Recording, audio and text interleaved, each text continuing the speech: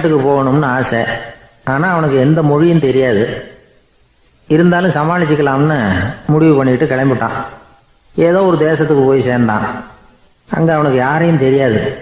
அவங்க என்ன மொழியில் பேசிக்கிறாங்க அப்படிங்கிறது கூட புரியல. என்ன பண்ணுறதுன்னு யோசனை பண்ணிட்டு ஒரு இடத்துல நின்றுக்கிட்டு இருக்கிறான். எதிர ஒரு பெரிய கட்டடம், நிறைய பேர் உள்ளே போயிட்டு இருக்கிறாங்க. இவனும் அவங்க பின்னாடியே உள்ளே போனான். ஒரு பெரிய அறை, அலங்காரம்லாம் பண்ணி வச்சிருக்கிறாங்க. நிறைய பேர் சாப்பிட்றதுக்காக உட்காந்துருக்குறாங்க. இவனுக்கு நல்ல பசி, அதனால் இவனும் உட்காந்தான். சாப்பாடு போட்டாங்க, சாப்பிட்டான். அன்பான உபசரிப்பு. இவன் மனசு உள்ள நினச்சிக்கிட்டான், இது ஏதோ அரசருடைய அரண்மனை மாதிரி தெரியுது. இன்னைக்கு ஏதோ விருந்து நடக்குது, நல்ல வேளை நம்ம பசியும் தீர்ந்தது அப்படின்னு நினச்சிக்கிட்டே நிமிர்ந்து பார்க்குறான். சாப்பாடு பரிமாறினவன் எதிரில் ரொம்ப பணிவோட முதுகை வளைச்சி வணக்கம் தெரிவித்தான். இவனும் எழுந்திரிச்சு நின்று முதுகை வளைச்சி வணக்கம் தெரிவித்தான். ரொம்ப நன்றின்னா. அவன் ஒரு சீட்டை இவன் கையில் கொடுத்தான். இவன் அதை வாங்கி பார்க்குறான். என்ன எழுதியிருக்குன்னு ஒன்றும் புரியல. சரி, இந்த நாட்டில் தங்களுடைய நன்றியை சீட்டில் எழுதி தான் கொடுப்பாங்க போல இருக்கு அப்படின்னு நினச்சிக்கிட்டு மறுபடியும் நன்றின்னா. ஆனால் அவன் காசை கொடுங்கன்னா. ஏன்னா அது ஒரு ஹோட்டல், இவன் சாப்பிட்டதுக்கான பில் அது. இவன் அதை புரிஞ்சிக்கவே இல்லை. நன்றின்னு அந்த சீட்டில் எழுதி கொடுக்குறாங்க போல இருக்கு அப்படின்னு நினச்சிக்கிட்டு அதை வாங்கி சட்டை பையில் பத்திரமா வச்சுக்கிட்டு பரவாயில்லைங்க ரொம்ப மகிழ்ச்சின்னா. ஒரு வெளிநாட்டுக்காரனுக்கு இவ்வளவு தூரம் மரியாதை பண்ணுறீங்களே, எங்கள் ஊருக்கு போனதும் உங்களை பற்றி நிறைய சொல்லுவேன் அப்படின்னா. இவன் என்ன சொல்கிறான்னு அவனுக்கு புரியல. இவனை பிடிச்சி அழைச்சிட்டு போய் முதலாளி முன்னாடி நிறுத்தினான். நாம் சொன்னதில் இவனுக்கு ரொம்ப பெருமையாக இருக்கணும் போல இருக்கு, அதுதான் பெரிய இடத்துக்கு அழைச்சிட்டு வந்திருக்கிறான் அப்படின்னு இவன் நினச்சிக்கிறான். அவரும் பில்லுக்கான பணத்தை கொடுங்கிறாரு. பரவாயில்லைங்க ரொம்ப மகிழ்ச்சி நன்றிங்கிறான் இவன். அவரு பார்த்தார், இவனை நீதிமன்றத்துக்கு அனுப்பி வச்சுட்டார். இவன் என்ன நினச்சிக்கிட்டான், நம்மளை இந்த ஊர் ராஜா முன்னாடியே அழைச்சிக்கிட்டு வந்து நிறுத்தி இருக்கிறாங்க போல இருக்கு, என்ன ஒரு பெருந்தன்மை அப்படின்னு நினச்சிக்கிறான். நீதிபதி சொன்னார், சாப்பிட்டதுக்கான பணத்தை கொடுத்துரு, இல்லைன்னா அதுக்கான தண்டனையை அனுபவிக்க வேண்டி இருக்கும்னார். ராஜாவே நமக்கு நன்றி சொல்கிறாரு போல இருக்கு அப்படின்னு நினச்சிக்கிறான் இவன். என் மகிழ்ச்சிக்கு எல்லையே இல்லைங்க அப்படின்னா. அவர் பார்த்தார், இவனுக்கு தண்டனை கொடுக்க வேண்டியது தான் அப்படின்னு முடிவு பண்ணார். உடனே தீர்ப்பு எழுதினார். இவனை கழுதையில் பின்புறமாக உட்கார வைங்க, இவன் ஒரு மோசடிக்காரன் அப்படின்னு ஒரு போர்டு எழுதி அவன் கழுத்தில் மாட்டுங்க, அப்புறம் அந்த கழுதையை ஊர் பூரா விரட்டுங்க அப்படின்னார். இவனுக்கு தான் மொழி புரியலையே, ஏதோ நடக்குது அப்படிங்கிறது மட்டும் புரியுது. எல்லாரும் சேர்ந்து இவனை ஒரு கழுதை மேலே உட்கார வச்சாங்க. ஓஹோ, நம்மளை பாராட்டி ஒரு ஊர்வலம் நடத்துகிறாங்க போல இருக்கு அப்படின்னு நினச்சிக்கிறான் இவன். எல்லாரும் சத்தம் போட்டுக்கிட்டே கையை தட்டிக்கிட்டு கழுதை பின்னாடி ஓடி வர்றாங்க. இவனுக்கு ரொம்ப உற்சாகமாக இருக்குது. எல்லாருக்கும் கை கூப்பி வணக்கம் சொல்லிக்கிட்டே போகிறான். கூட்டத்தில் திடீர்னு ஒரு தெரிஞ்ச முகம் தெரியுது. அவனுடைய தேசத்தை சேர்ந்த ஒரு ஆள் அவன். அவனை பார்த்ததும் இவனுக்கு ரொம்ப உற்சாகம். நம்ம ஊருக்கு போனதும் இங்கே நமக்கு கிடைச்ச மரியாதையெல்லாம் உண்மைதான்னு சொல்கிறதுக்கு ஒரு சாட்சியும் கிடைச்சிட்டுது அப்படின்னு நினச்சிக்கிறான். அவனை பார்த்து கத்தனான், நல்லா பார்த்துக்க, இந்த ஊர் மக்கள் எனக்கு எப்படிப்பட்ட வரவேற்பு கொடுக்குறாங்கங்கிறத நல்லா கவனிச்சுக்கோ அப்படிங்கிறான். அவனுக்கு அவமானமாக போட்டுது.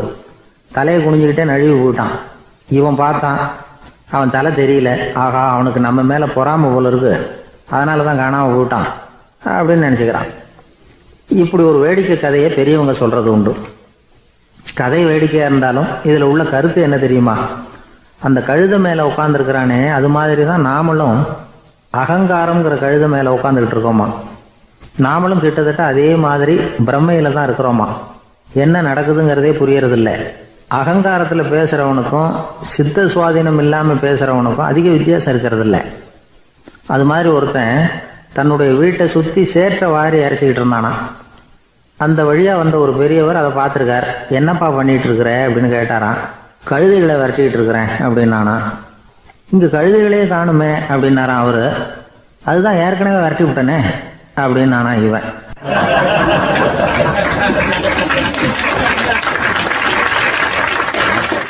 ஒரு ஊரில் 4 நண்பர்கள் இருந்தாங்க. 4 பேரும் சோம்பேறிகள். 4 பேருக்கும் எந்த வேலையும் செய்யறதுக்கு உடம்பு வளையறதில்லை. இருந்தாலும் சோம்பேறித்தனத்தில் ஒருத்தருக்கு ஒருத்தர் கொஞ்சம் வித்தியாசம் உண்டு. அதுக்கு தகுந்த மாதிரி அவங்களுக்கு பேர் அமைஞ்சு போச்சு. ஒருத்தன் கால் சோம்பேறி, இன்னொருத்தன் அரை சோம்பேறி, அடுத்தவன் முக்கால் சோம்பேறி, கடைசி ஆள் முழு சோம்பேறி. இவங்க 4 பேரும் நண்பர்கள். அப்புறம் எப்படி காரியம் நடக்கும்? 4 பேரும் ஒரு வீதியில் அப்படியே நடந்து போய்கிட்டு இருக்கிறாங்க. நல்ல பசி. எங்கேயாவது சோறு போடுவாங்களா அப்படின்னு பார்த்துக்கிட்டே வந்தாங்க. அவங்க வந்த வழியில் ஒரு ரூபா காசு கிடந்தது தரையில். அவங்க கண்ணில் அது பட்டுது. ஆனாலும் அதை குனிஞ்சு எடுக்கணுமே, அதுக்கு சோம்பேறித்தனம். முழு சோம்பேறி பார்த்தான். பக்கத்தில் வந்துக்கிட்டு இருந்த முக்கால் சோம்பேறிக்கிட்ட சொன்னானா, டேய் அதை கொஞ்சம் குனிஞ்சு எடுறா அப்படின்னானா. அவன் என்ன பண்ணான் தெரியுமா, அதுக்கு அடுத்தபடியாக வந்த அரை சோம்பேறிக்கிட்ட சொன்னானா, டேய் நீ அதை கொஞ்சம் குனிஞ்சு எடுறா அப்படின்னானா. அவன் இவனை விட மோசம், அடுத்தவங்ககிட்ட சொல்லியிருக்கிறான். அவனும் குனியறதுக்கு தயாராக இல்லை. ஆக கூடி கடைசியில் யாருமே காசை எடுக்கலை. என்னத்துக்கு அனாவசியமாக உடம்ப வளைச்சிக்கணும் அப்படின்னு எல்லாரும் பேசாமல் வந்துட்டாங்க. அவங்க பாட்டுக்கு நடந்து வந்துக்கிட்டே இருக்கிறாங்க. எதிரில் ஒருத்தன் வாழைப்பழத்தை வண்டியில் வச்சு தள்ளிகிட்டே வந்தான். ரூபாய்க்கு 4 பழம்னு கூவி விற்றுக்கிட்டே வர்றான். இப்போ அந்த முழு சோம்பேறி சொன்னானா, டேய் வழியில் கிடந்ததை ரூபா, அதையாவது எடுத்துக்கிட்டு வந்திருந்தா இப்போ இந்த பழத்தை வாங்கி ஆளுக்கு ஒன்று சாப்பிட்லாமே அப்படின்னானா. ஆமாம் சாப்பிட்ருக்கலாமே அப்படின்னாங்களாம் மற்றவங்களும். ஆனாலும் திரும்பி போய் அதை எடுக்கணும்னு யாருக்கும் தோணலை. பேசாமல் சோர்ந்து போய் நடந்து வந்தாங்களாம். இருட்டி போச்சு. வழியில் ஒரு கோவில். சரி இங்கேயே படுத்து தூங்குவோம் அப்படின்னா ஒருத்தன். அதுதான் சரின்னாங்க மற்றவங்களும். அப்படியே மண்டபத்தில் படுத்துட்டாங்க. கோவில் அர்ச்சகர் வேலையெல்லாம் முடிச்சு விட்டு வெளியில் வந்திருக்காரு. இவங்கள பார்த்தாராம். ஏன் இப்படி சோர்ந்து போய் கிடக்குறீங்க அப்படின்னு விசாரிச்சிருக்காரு. 2 நாளாச்சுங்க நாங்கள் சாப்பிட்டு அப்படின்னாங்களாம். அவர் உடனே ஐயோ பாவம் அப்படின்னு சொல்லி பானை, விறகு, அரிசி, தண்ணி எல்லாம் கொடுத்து நீங்களே சமையல் பண்ணி சாப்பிட்டுக்குங்க அப்படின்னு சொல்லிவிட்டு போயிட்டார். இந்த 4 பேருக்கும் சமையல் பண்ணி சாப்பிட்ணும்னு ஆசையாக தான் இருந்தது. ஆனால் அடுப்பு பற்ற வைக்கணுமே, அதுக்கு தீப்பெட்டி வேணுமே. தீப்பெட்டி இல்லை. இப்போ முழு சோம்பேறி ஆரம்பித்தான். அடுத்தவனை பார்த்து, டேய் கடைக்கு போய் ஒரு தீப்பெட்டி வாங்கிட்டு வாயேன் அப்படின்னு நானா. அவன் வழக்கம் போல் அடுத்தவங்ககிட்ட சொல்லியிருக்கான். அவன் அதுக்கு அடுத்தவங்ககிட்ட சொல்லியிருக்கிறான். கடைசியாக கால் சோம்பேறிக்கிட்ட வந்து சேர்ந்தது. அவனும் அது நம்மால் முடியாது அப்படின்னு பேசாமல் இருந்துட்டான். இப்போ தீப்பெட்டி வேணுமே, அதுக்கு என்ன பண்ணுறது? அவங்களுக்குள்ளே பேசி ஒரு முடிவுக்கு வந்தாங்களாம். அதாவது யார் முதல்ல வாயை திறந்து பேசுகிறாங்களோ அவங்க தான் தீப்பெட்டி வாங்கிறதுக்கு போகணும் அப்படின்னு. அவ்வளவுதான். உடனே 4 பேரும் வாயை கெட்டியாக மூடிக்கிட்டு படுத்துக்கிட்டாங்க. அவங்க சமையல் பண்ணி சாப்பிட்டாங்களா என்ன அப்படிங்கிறது அர்ச்சகருக்கு தெரியல. சரி பார்த்துட்டு வரலாமேன்னு வந்தார். வந்து பார்க்குறாரு, இவங்க 4 பேரும் அசையாமல் படுத்து கிடக்குறாங்க. அர்ச்சகர் பயந்துட்டார். ஒருவேளை பசி தாங்காமல் செத்து போட்டாங்களோ அப்படிங்கிற பயம், அல்லது நாம் கொடுத்த உணவுப் பொருளில் ஏதாவது விஷம் கலந்துருக்குமோ அப்படின்னும் பயந்தார். அப்படின்னா நம்ம மேலே பழி வந்துருமே அப்படின்னு நினச்சி நடுங்க ஆரம்பிச்சுட்டார். அப்புறம் அவரும் ஒரு முடிவுக்கு வந்தாராம். கோவிலுக்கு பக்கத்துலேயே ஒரு பெரிய குழி இருந்தது. அதில் ஒவ்வொருத்தரையாக இழுத்துக்கிட்டு போய் போட்டார். கொஞ்சம் மண்ணை தள்ளினார். காலால் மிதித்தார். அவர் மிதித்த மிதி ஒருத்தன் அடி வயத்தில் போட்டுவிட்டுது. அவன் உடனே வலி தாங்காமல் ஐயோ அம்மான்னு அலறினான். உடனே நடந்தது என்ன தெரியுமா? மற்ற 3 பேரும் துள்ளி எழுந்திரிச்சாங்களாம். அவனை பார்த்து நீ தாண்டா தீப்பெட்டி வாங்க போகணும், நீ தாண்டா வாங்க போகணும், நீ தான் சத்தம் போட்ட அப்படின்னு சொல்லி ஆரம்பிச்சிட்டாங்களாம். அர்ச்சகர் பார்த்தார். இது பேய் மாதிரி தெரியுதுன்னு நினச்சிக்கிட்டு ஒரே ஓட்டமாக ஓடி போட்டாராம். கிராமப்புறங்களில் இப்படி ஒரு கதையை சொல்கிறது உண்டு. சோம்பல்ங்கிறது நம்ம முன்னேற்றத்துக்கு பெரிய தடை அப்படிங்கிறத நாம் புரிஞ்சுக்கணும். அதுதான் இந்த கதை சொல்கிற நீதி. ஒரு பள்ளிக்கூடத்தில் ஒரு புதுமையான போட்டி நடந்துதான். அதாவது சோம்பேறித்தனத்துக்கு பரிசு. அதில் 2வது பரிசு யாருக்குன்னு அறிவிச்சாங்க. ஒரு பையன் எழுந்திரிச்சு மெதுவாக நடந்து போய் பரிசை வாங்கிட்டான். அடுத்தது முதல் பரிசு யாருக்கு அப்படின்னு அறிவிச்சாங்களாம்.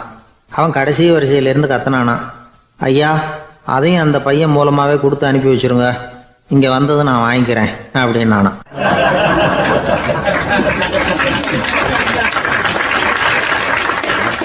ஒரு ஊரில் ஒரு ராஜா இருந்தார். அவர் ஒரு நாள் காலையில் அரண்மனையில் மேல் மாடத்தில் வந்து நின்றுக்கிட்டு இருந்தார். அப்போ ஒரு ஆள் வீதியில் ரொம்ப வேகமாக ஓடிக்கிட்டு இருக்கான். அதை ராஜா கவனித்தார். அவன் மனசில் ஏதோ ஒரு தவிப்பு இருக்குங்கிறத புரிஞ்சுக்கிட்டார். உடனே அரண்மனை சேவகர்களை கூப்பிட்டார். அந்த ஆளை இங்கே அழைச்சிட்டு வாங்க அப்படின்னார். இவங்க ஓடி போய் அந்த ஆளை அழைச்சிட்டு வந்தாங்க. மன்னர் முன்னாடி நிறுத்தினாங்க. மன்னர் அவனை நிமிர்ந்து பார்த்தார். எதுக்காக இவ்வளவு வேகமாக ஓடிக்கிட்டு இருக்கிற அப்படின்னு கேட்டார். இதுக்கு அவன் சொன்னான், மன்னா நம்ம கோட்டையின் வடக்கு வாசல் இருக்கு இல்லையா, அது ஓரமாக ஒரு பெரிய பாறாங்கல் கிடக்கு. அதுக்கு அடியில் நான் ஒரே ஒரு வெள்ளி நாணயத்தை புதைச்சி வச்சுருக்கேன். அது இப்போ எனக்கு தேவைப்படுது. என்னுடைய மனைவிக்கு ஒரு பரிசு வாங்கி கொடுக்க வேண்டியிருக்கு. அதுக்காக தான் அவசரமாக ஓடிக்கிட்டு இருக்கிறேன் அப்படின்னா. மன்னர் யோசனை பண்ணார். அப்புறம் சொன்னார், அதுக்காகவா இப்படி ஓடுற? பரவாயில்ல, அதை பற்றி கவலைப்படாத. நான் உனக்கு 10 வெள்ளி காசுகள் தர்றேன், வாங்கிட்டு திரும்பி போ அப்படின்னார். இவன் தலையை சொரிஞ்சான். மன்னா, நீங்கள் கொடுக்கறத ரொம்பவும் மகிழ்ச்சியோடு வாங்கிக்கிறேன். இருந்தாலும் அதுக்கப்புறம் அந்த வடக்கு வாசலுக்கு போய் அங்கே இருக்கிற ஒரு நாணயத்தையும் எடுத்துக்கிட்டு போயிடுறேனே அப்படின்னு நான். இதை பாருப்பா, அந்த ஒரு நாணயத்தை மறந்துடு, உனக்கு 100 வெள்ளி நாணயங்கள் தரேன் இருக்கார். மன்னா, ரொம்ப மகிழ்ச்சி. உங்கள் மாதிரி தாராள குணம் வேற யாருக்கும் வராது. நீங்கள் கொடுக்குற 100 நாணயங்களையும் வாங்கிக்கிறேன். இருந்தாலும் வடக்கு வாசலுக்கு போய் அதையும் எடுத்துக்கிட்டா 101 ஆயிடுமே அப்படின்னு நானா. இதை பாருப்பா, அந்த ஒரு நாணயத்தை மறந்துடு, அது எக்கேடாவது கெட்டு போகட்டும். நான் உனக்கு 100 பொற்காசுகள் தரேன், அதையாவது வாங்கிட்டு வந்த வழியிலேயே திரும்பி போடுன்னாராம். தங்க நாணயங்களே தரேன்னு சொல்கிறீங்க, தாராளமாக வாங்கிக்கிறேன். இருந்தாலும் வடக்கு வாசலுக்கு போய் அப்படின்னு மறுபடியும் ஆரம்பித்தான். அரசர் பொறுமை இழந்துட்டார். கடைசியாக ஒரு முடிவுக்கு வந்துட்டார். இதை பாருப்பா, உனக்கு என்னுடைய ராஜ்யத்திலேயே பாதியை கொடுத்துட்றேன், அப்படியாவது திருப்தியாக திரும்பிப்போ அப்படின்னாராம். மன்னா, உங்களுடைய பெருந்தன்மைக்கு ஈடு இணையே கிடையாது. தேசத்திலேயே பாதி பிரித்து கொடுக்குறேன்னு சொல்கிறீங்க, அதனால் உங்ககிட்ட ஒரு சின்ன வேண்டுகோள் அப்படின்னானா. சொல்லுன்னாராம் மன்னர் ஆர்வமா. இவன் மெதுவாக ஆரம்பித்தான். அப்படி இந்த ராஜ்யத்தை 2ஆக பிரிக்கிறப்போ அந்த வடக்கு வாசல் இருக்கிற பக்கத்தை என்கிட்டயே கொடுத்துருங்கோ அப்படின்னானா. மன்னர் அசந்து போயிட்டார். இந்த கதை எதுக்காகன்னு கேட்டால், மனம்ங்கிறது ஒரு குரங்குங்கிறத புரிஞ்சுக்கிறதுக்காகத்தான். உன்னை பிடிச்சிக்கிட்டா லேசில் விடாது. அப்படிப்பட்ட மனசை அறிவு தான் வழி நடத்தணும். அதில் தான் வாழ்க்கையின் வெற்றி அடங்கியிருக்குது. ஒரு சின்ன பையன் தெருவில் அழுதுகிட்டு இருந்தான். ஏன்பா அழுகுறேன்னு ஒரு பெரியவர் கேட்டார். 1 ரூபா காசை இங்கே தொலைச்சுட்டேன் அப்படின்னா. சரி, அதுக்காக அழாத, அதுக்கு பதிலாக 10 ரூபா தரேன், இந்தா வச்சுக்கோன்னு கொடுத்தாரு. அந்த 10 ரூபாயை வாங்கி சட்டப்பையில் போட்டுக்கிட்டு அதை விட அதிகமாக சத்தம் போட்டு அழ ஆரம்பிச்சுட்டான். மறுபடியும் ஏன்டா அழறேன்னு கேட்டார் பெரியவர். அந்த 1 ரூபாயும் கிடைச்சிட்டுதுன்னா இப்போ என்கிட்ட 11 ரூபா இருக்குமே, இப்போ 10 ரூபா தானே இருக்கு அப்படின்னு சொல்லிவிட்டு அழறான்.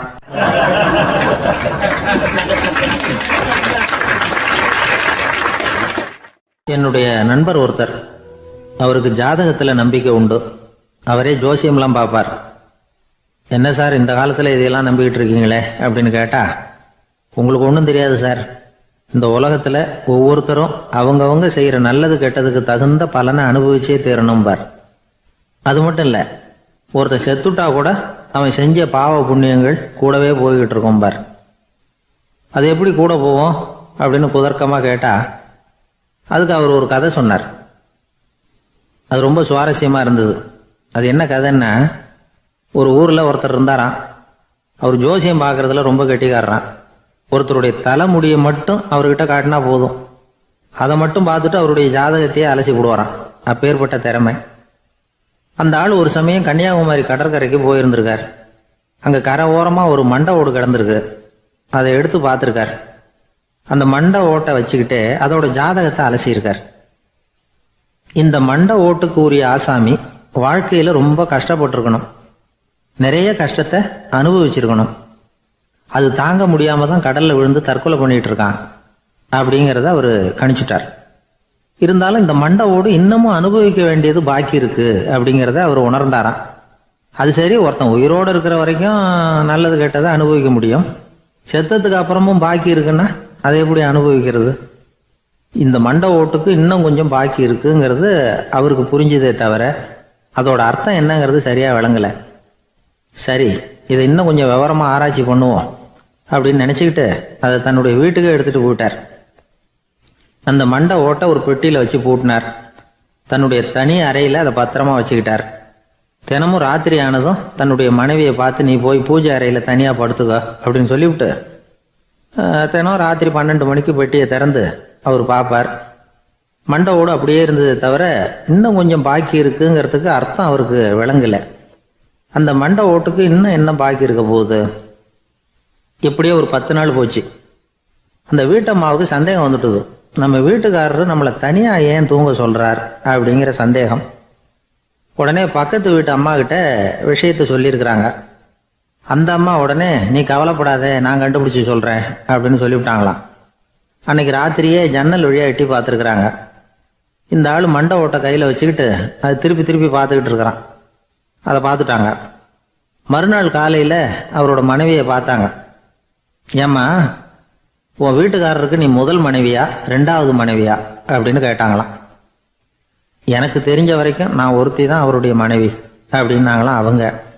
அப்படி இல்லை, நீ அவருக்கு ரெண்டாவது மனைவி. முதல் மனைவியின் மண்டை ஓட்டை தான் அவர் தினமும் ராத்திரியில் எடுத்து பார்த்துக்கிட்டு இருக்கிறார் அப்படின்னாங்க அடுத்த வீட்டு அம்மா. அப்படியா விஷயம் அப்படின்னு சொல்லிவிட்டு கணவன் வீட்டில் இல்லாத நேரமாக பார்த்து அந்த மண்டை ஓட்டை எடுத்து கொண்டாந்து ஒரு உரல்ல போட்டு உலக்கையால் குத்தி நொறுக்க ஆரம்பிச்சிட்டாங்க. வெளியில் போயிருந்த அந்த ஆள் அப்போ தான் உள்ள நுழைஞ்சார். மண்டை ஓடு உலக்கை கிட்ட குத்து வாங்கிட்டு இருக்கு.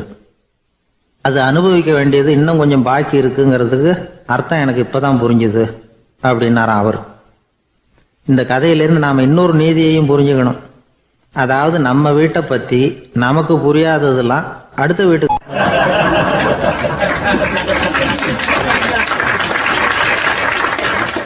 சங்கீத வித்வான்களில் பல வகை உண்டு. சில குறிப்பிட்ட ராகங்களை பாடுறதுல அவங்களுக்கு பெருமை வர்றது உண்டு. ஆனால் ஒருத்தர் இருந்தார், அவரால் ஒரு ராகத்துக்கே பெருமை வந்தது. அந்த ராகத்தை அவர் வாசித்து கேட்கணும் அப்படின்னு சொல்லுவாங்க. அது என்ன ராகம்னா தோடி ராகம். சரி, அந்த வித்வான் யாருன்னா அவர் தான் திருவாவடுதுறை ராஜரத்னம் பிள்ளை. பேராசிரியர் கல்கி ஒரு சமயம் தம்முடைய பத்திரிகையில் எழுதினாராம். அதை அப்படியே படிக்கிறேன் கேளுங்களேன். ஆகா, ஸ்ரீ ராஜரத்னம் பிள்ளையின் தோடி ஆலாபனையை முதலில் கேட்டபோது அவருடைய கற்பனையை விட்டு தள்ளுங்கள். நம்முடைய மனதில் என்னென்ன இன்பமயமான கற்பனைகள் எல்லாம் உதித்தன. குழந்தை தாயிடம் கொஞ்சம் குரலை கேட்டோம், அன்னை குழந்தையிடம் கொஞ்சம் குரலை கேட்டோம், ரதியும் மன்மதனும் பேசிக்கொண்ட காதல் மொழிகளை கேட்டோம், முருகன் சிவபெருமான் செவிகுளிர மொழிந்த உபதேசத்தை கேட்டோம், கலைமகள் கவிஞனுக்கு அருளிய ஆசி மொழிகளை கேட்டோம், நாரத முனிவருடைய தம்பூரா சுருதியை கேட்டோம், ராவணன் தன் எலும்பை ஒடித்து வீணையாகச் செய்து வாசித்த கானத்தை கேட்டோம், கானப்பறவைகளின் கலகல ஒலியை கேட்டோம், கோலக் குயில்களின் குரல் இனிமையை கேட்டோம். இப்படிலாம் பேராசிரியர் கல்கி விமர்சனம் எழுதியிருக்கிறார். திருவாவடுதுறை ராஜரத்னம் பிள்ளை அவர்களுடைய வாசிப்பை கேட்டுட்டு டி.என். ராஜரத்னம் பிள்ளை இறந்து போனார். அப்போ கவிஞர் கண்ணதாசன் எழுதினார், செவியனில் ஓடி எங்கள் சிந்தையில் ஓடி இந்த புவியெல்லாம் ஓடி நின்பார் பொங்கிய தோடி வேறிங்கு எவரிடம் போகும் ஐய இனி அதை காப்பார் யாவர் அவிந்தனின் சடலத்தோடே அவிந்தது தோடிதானும் அப்படின்னு எழுதினாராம். அந்த அளவுக்கு அவருடைய தோடியை ரசித்தவர்கள் உண்டு. அதே மாதிரி தோடின்னா என்னன்னு தெரியாமலே அவரை ரசித்தவங்களும் அந்த காலத்தில் உண்டு. அதாவது ஒரு பெரிய சபையில் இவர் வாசிச்சுக்கிட்டு இருக்கிறார். பாதியில் ஒரு பெரிய மனுஷன் உள்ளே வந்தார். அவர் உடம்புல பட்டு வேஷ்டி, ஜருகை, அங்கவஸ்திரம், வாயில் வெத்தலை, வாசனை புகையில, காதில் வைரக்கடுக்கன், கழுத்தில் தங்க சங்கிலி, கை விரல் பூரா மோதிரம், கையில் ஒரு வெள்ளி வெத்தலை புட்டி, உதவிக்கு 2 பேர் பக்கத்தில். இவ்வளவு பந்தாவோடு வரார் கச்சேரி கேட்கறதுக்கு. இப்படி வந்தவர் முதல் வரிசையில் உக்காந்தார். வித்வான் வாசித்து முடித்ததும் இவர் அவரை பார்த்து, ஐயா, நீங்கள் தோடி வாசிக்கிறதுல ரொம்ப கெட்டிக்காரர்னு கேள்விப்பட்டிருக்கேன், அதை கேட்கறதுக்காக தான் மெனக்கிட்டு வந்திருக்கிறேன், அதை வாசிங்களேன் அப்படின்னாராம் இந்த பெரியவர். ராஜரத்னம் பிள்ளைக்கு ஒன்றும் புரியல. ஏன்னா இது வரைக்கும் அவர் வாசிச்சுக்கிட்டு இருந்ததே அந்த தோடி ராகத்தை தான். அதை வாசித்து முடித்ததும் அதை வாசிங்களேன்னு இவர் கேட்குறார். அப்படின்னா இவரோட ஞானம் எப்படிப்பட்டது? இவ்வளவும் கேட்டுட்டு இப்படி கேட்குறாரே அப்படின்னு அவர் யோசிச்சிருக்கிறார் ராஜரத்னம் பிள்ளை. உடனே என்ன பண்ணார் தெரியுமா? பக்கத்தில் ரொம்ப சாதுவாக சுருதி போட்டுக்கிட்டு இருந்த ஒரு முதுகில் ஓங்கி ஒரு குத்து விட்டாராம். அவருக்கு ஒன்றும் புரியல, எதுக்கு நம்மளை அடிக்கிறார் இவர், நம்மளை குத்துறாரு வித்வான்னு. அவர் அதிர்ச்சியால் இவர் நிமிர்ந்து பார்த்துருக்கார். அப்போ ராஜரத்னம் பிள்ளை சொன்னாராம், ஏய்யா ஐயா பெரிய மனுஷன், என்னுடைய பரம ரசிகர், தோடி ராகம் கேட்கணுங்கிறதுக்காக இவ்வளவு தூரம் வந்திருக்கிறார், முதல் வரிசையில் உட்காந்துருக்கார்.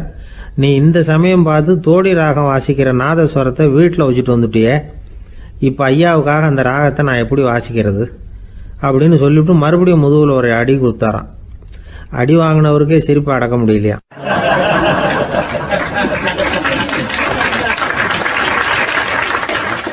ஒரு ஊரில் ஒரு ஆள் இருந்தான்.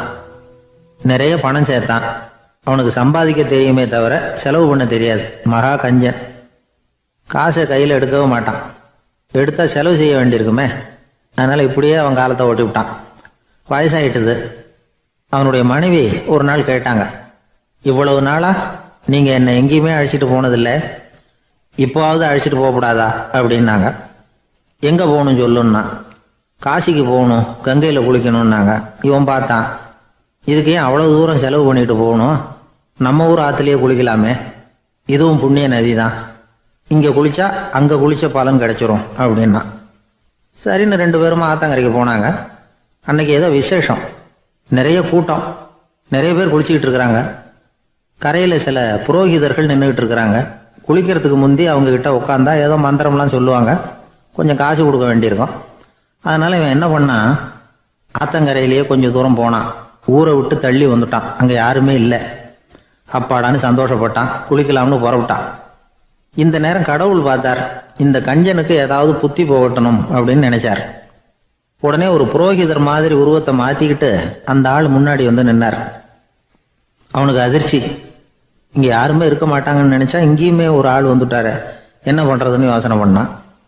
புரோகிதர் உருவத்தில் இருந்த கடவுள் சொன்னார், இதை பாருங்க, இன்னைக்கு விசேஷ நாள், நீராடுறதுக்கு முன்னாடி சுயகல்பம் பண்ணிக்கிறது ரொம்ப நல்லது அப்படின்னார். என்கிட்ட பணம் எதுவும் இல்லையேன்னா. பரவாயில்ல, அப்புறமா கொடுங்க, வாங்கிக்கிறேன். ஆனால் ஒன்று, எவ்வளவு கொடுப்பீங்கிறத மட்டும் இப்போவே சொல்லி கொடுங்க அப்படின்னார். இவன் ரொம்ப யோசனை பண்ணான். ஒரு 10 பைசா தரேன் அப்படின்னா. சரின்னு ஒத்துக்கிட்டு எல்லா கிரியைகளையும் அவர் செஞ்சார். அதுக்கப்புறம் கணவனும் மனைவியும் ஆற்றுல குளிச்சாங்க. அவர் போயிட்டார். கொஞ்ச நாள் கழித்து அவன் வீட்டுக்கு வந்தார் கடனை வசூல் பண்ணுறதுக்கு. வாசலில் நின்றுக்கிட்டு இருந்த அவன் மனைவி இவரை பார்த்ததும் தயங்க ஆரம்பித்தாங்க. அந்த அம்மா கிட்ட விஷயத்த சொன்னார். அந்த அம்மா ஓடி போய் உள்ளே இருக்கிற தன்னுடைய கணவர்கிட்ட சொன்னாங்க. அவன் யோசனை பண்ணான், இப்போ வெளியில் போனால் அவனுக்கு 10 காசு கொடுக்க வேண்டியிருக்கும், அதனால் எனக்கு காய்ச்சல்னு அந்த ஆளுகிட்ட சொல்லிவிடு, இன்னொரு சந்தர்ப்பத்தில் என்னை வந்து பார்க்க சொல்லு அப்படின்னா. அந்த அம்மா போய் சொன்னாங்க. அப்படிங்களா, அப்படின்னா அவரை நான் உடனே போய் பார்க்கணுமே அப்படின்னு உள்ளே நுழைய ஆரம்பித்தார். அவங்க மறுபடியும் இருங்க தான் வரேன்னு சொல்லிவிட்டு உள்ள ஓடி விஷயத்தை சொன்னாங்க. இது எதுடா வம்பா போச்சு அப்படின்னு பார்த்தான். மனைவியை கிட்டத்தில் கூப்பிட்டான். இதோ பாரு, ஜன்னி கண்டு நான் இறந்து போயிட்டதா சொல்லிவிடு அப்படின்னா சொன்னாங்க. புரோகிதர் பார்த்தார். அப்படின்னா ஒரு வழியாக இருந்து அவருடைய இறுதி சடங்குகளையும் நானே முடிச்சுட்டு போயிடுறேன் அப்படின்னார். உள்ளே இருந்தவன் யோசனை பண்ணான், அந்த ஆள் என்னை விடமாட்டான் போல இருக்கு, அதனால் ஒரு சவப்பெட்டியில் என்னை வச்சு தூக்கிக்கிட்டு மயானத்துக்கு போங்க, பார்த்துக்கலாம் அப்படின்னா. புரோகிதரும் விடுற மாதிரி இல்லை, கூடவே நடந்து போயிட்டு இருக்கிறார். அங்கே இறக்கி சடங்குகளை முடிச்சுட்டு தீ வைக்கிற நேரம் பொட்டிக்குள்ளே இருந்த நம்ம ஆள் அலறி அடிச்சுட்டு வெளியில் ஓடி வந்தான். புரோகிதர் உருவத்தில் இருந்த கடவுள் சிரிச்சார், தன்னுடைய சுய உருவத்தை காட்டினார். அதுக்கப்புறம் அவனை கூப்பிட்டு, இதை பாருப்பா, ஏன் இப்படி அல்லாடுற, ஏதாவது வர வேணும்னா கேள் தரேன் அப்படின்னார். அவன் யோசனை பண்ணான். பகவானே, ஒரே ஒரு வரம் தான் உங்ககிட்ட கேட்கணும்னா. என்ன வேணும் கேளுன்னார். அந்த 10 பைசா தட்சணையை தள்ளுபடி பண்ணால் போதும் அப்படின்னா. கடவுளும் சரின்னு சொல்லிட்டு போயிட்டார். இப்படி ஒரு கதையை சுவாமி சிவானந்தர் சொல்லியிருக்கிறார். செல்வந்தர்கள் பல பேர் இப்படித்தான் இருக்கிறாங்க, தாங்களும் அனுபவிக்க மாட்டாங்க, அடுத்தவங்களுக்கும் கொடுக்க மாட்டாங்க. இது மாதிரியான கஞ்சர்களுக்கு இந்த உலகம் இல்லை அந்த உலகம் இல்லைங்கிறார் அவர். இந்த கதையில் கடவுள் கடன் வசூலுக்கு வந்தது மாதிரி நம்ம ஊர் ஆள் ஒருத்தன் இன்னொருத்தர்கிட்ட 10 பைசா கடன் கொடுத்துட்டான். திருப்பி வாங்கறதுக்கு நடையா நடக்கிறான். கடைசியாக கேட்டான், நீ எப்போதான் கடனை திருப்பி தரப்போற, அதை முடிவாக சொல்லுன்னா. வர்ற வியாழக்கிழமை கண்டிப்பாக கொடுத்துருவேன் அப்படின்னானா அவன். அன்னைக்கு நான் ஊரில் இருக்க மாட்டேனே அப்படின்னானா இவன். அதனால் என்ன, நானும் தான் அன்னைக்கு ஊரில் இருக்க மாட்டேன் அப்படின்னானா.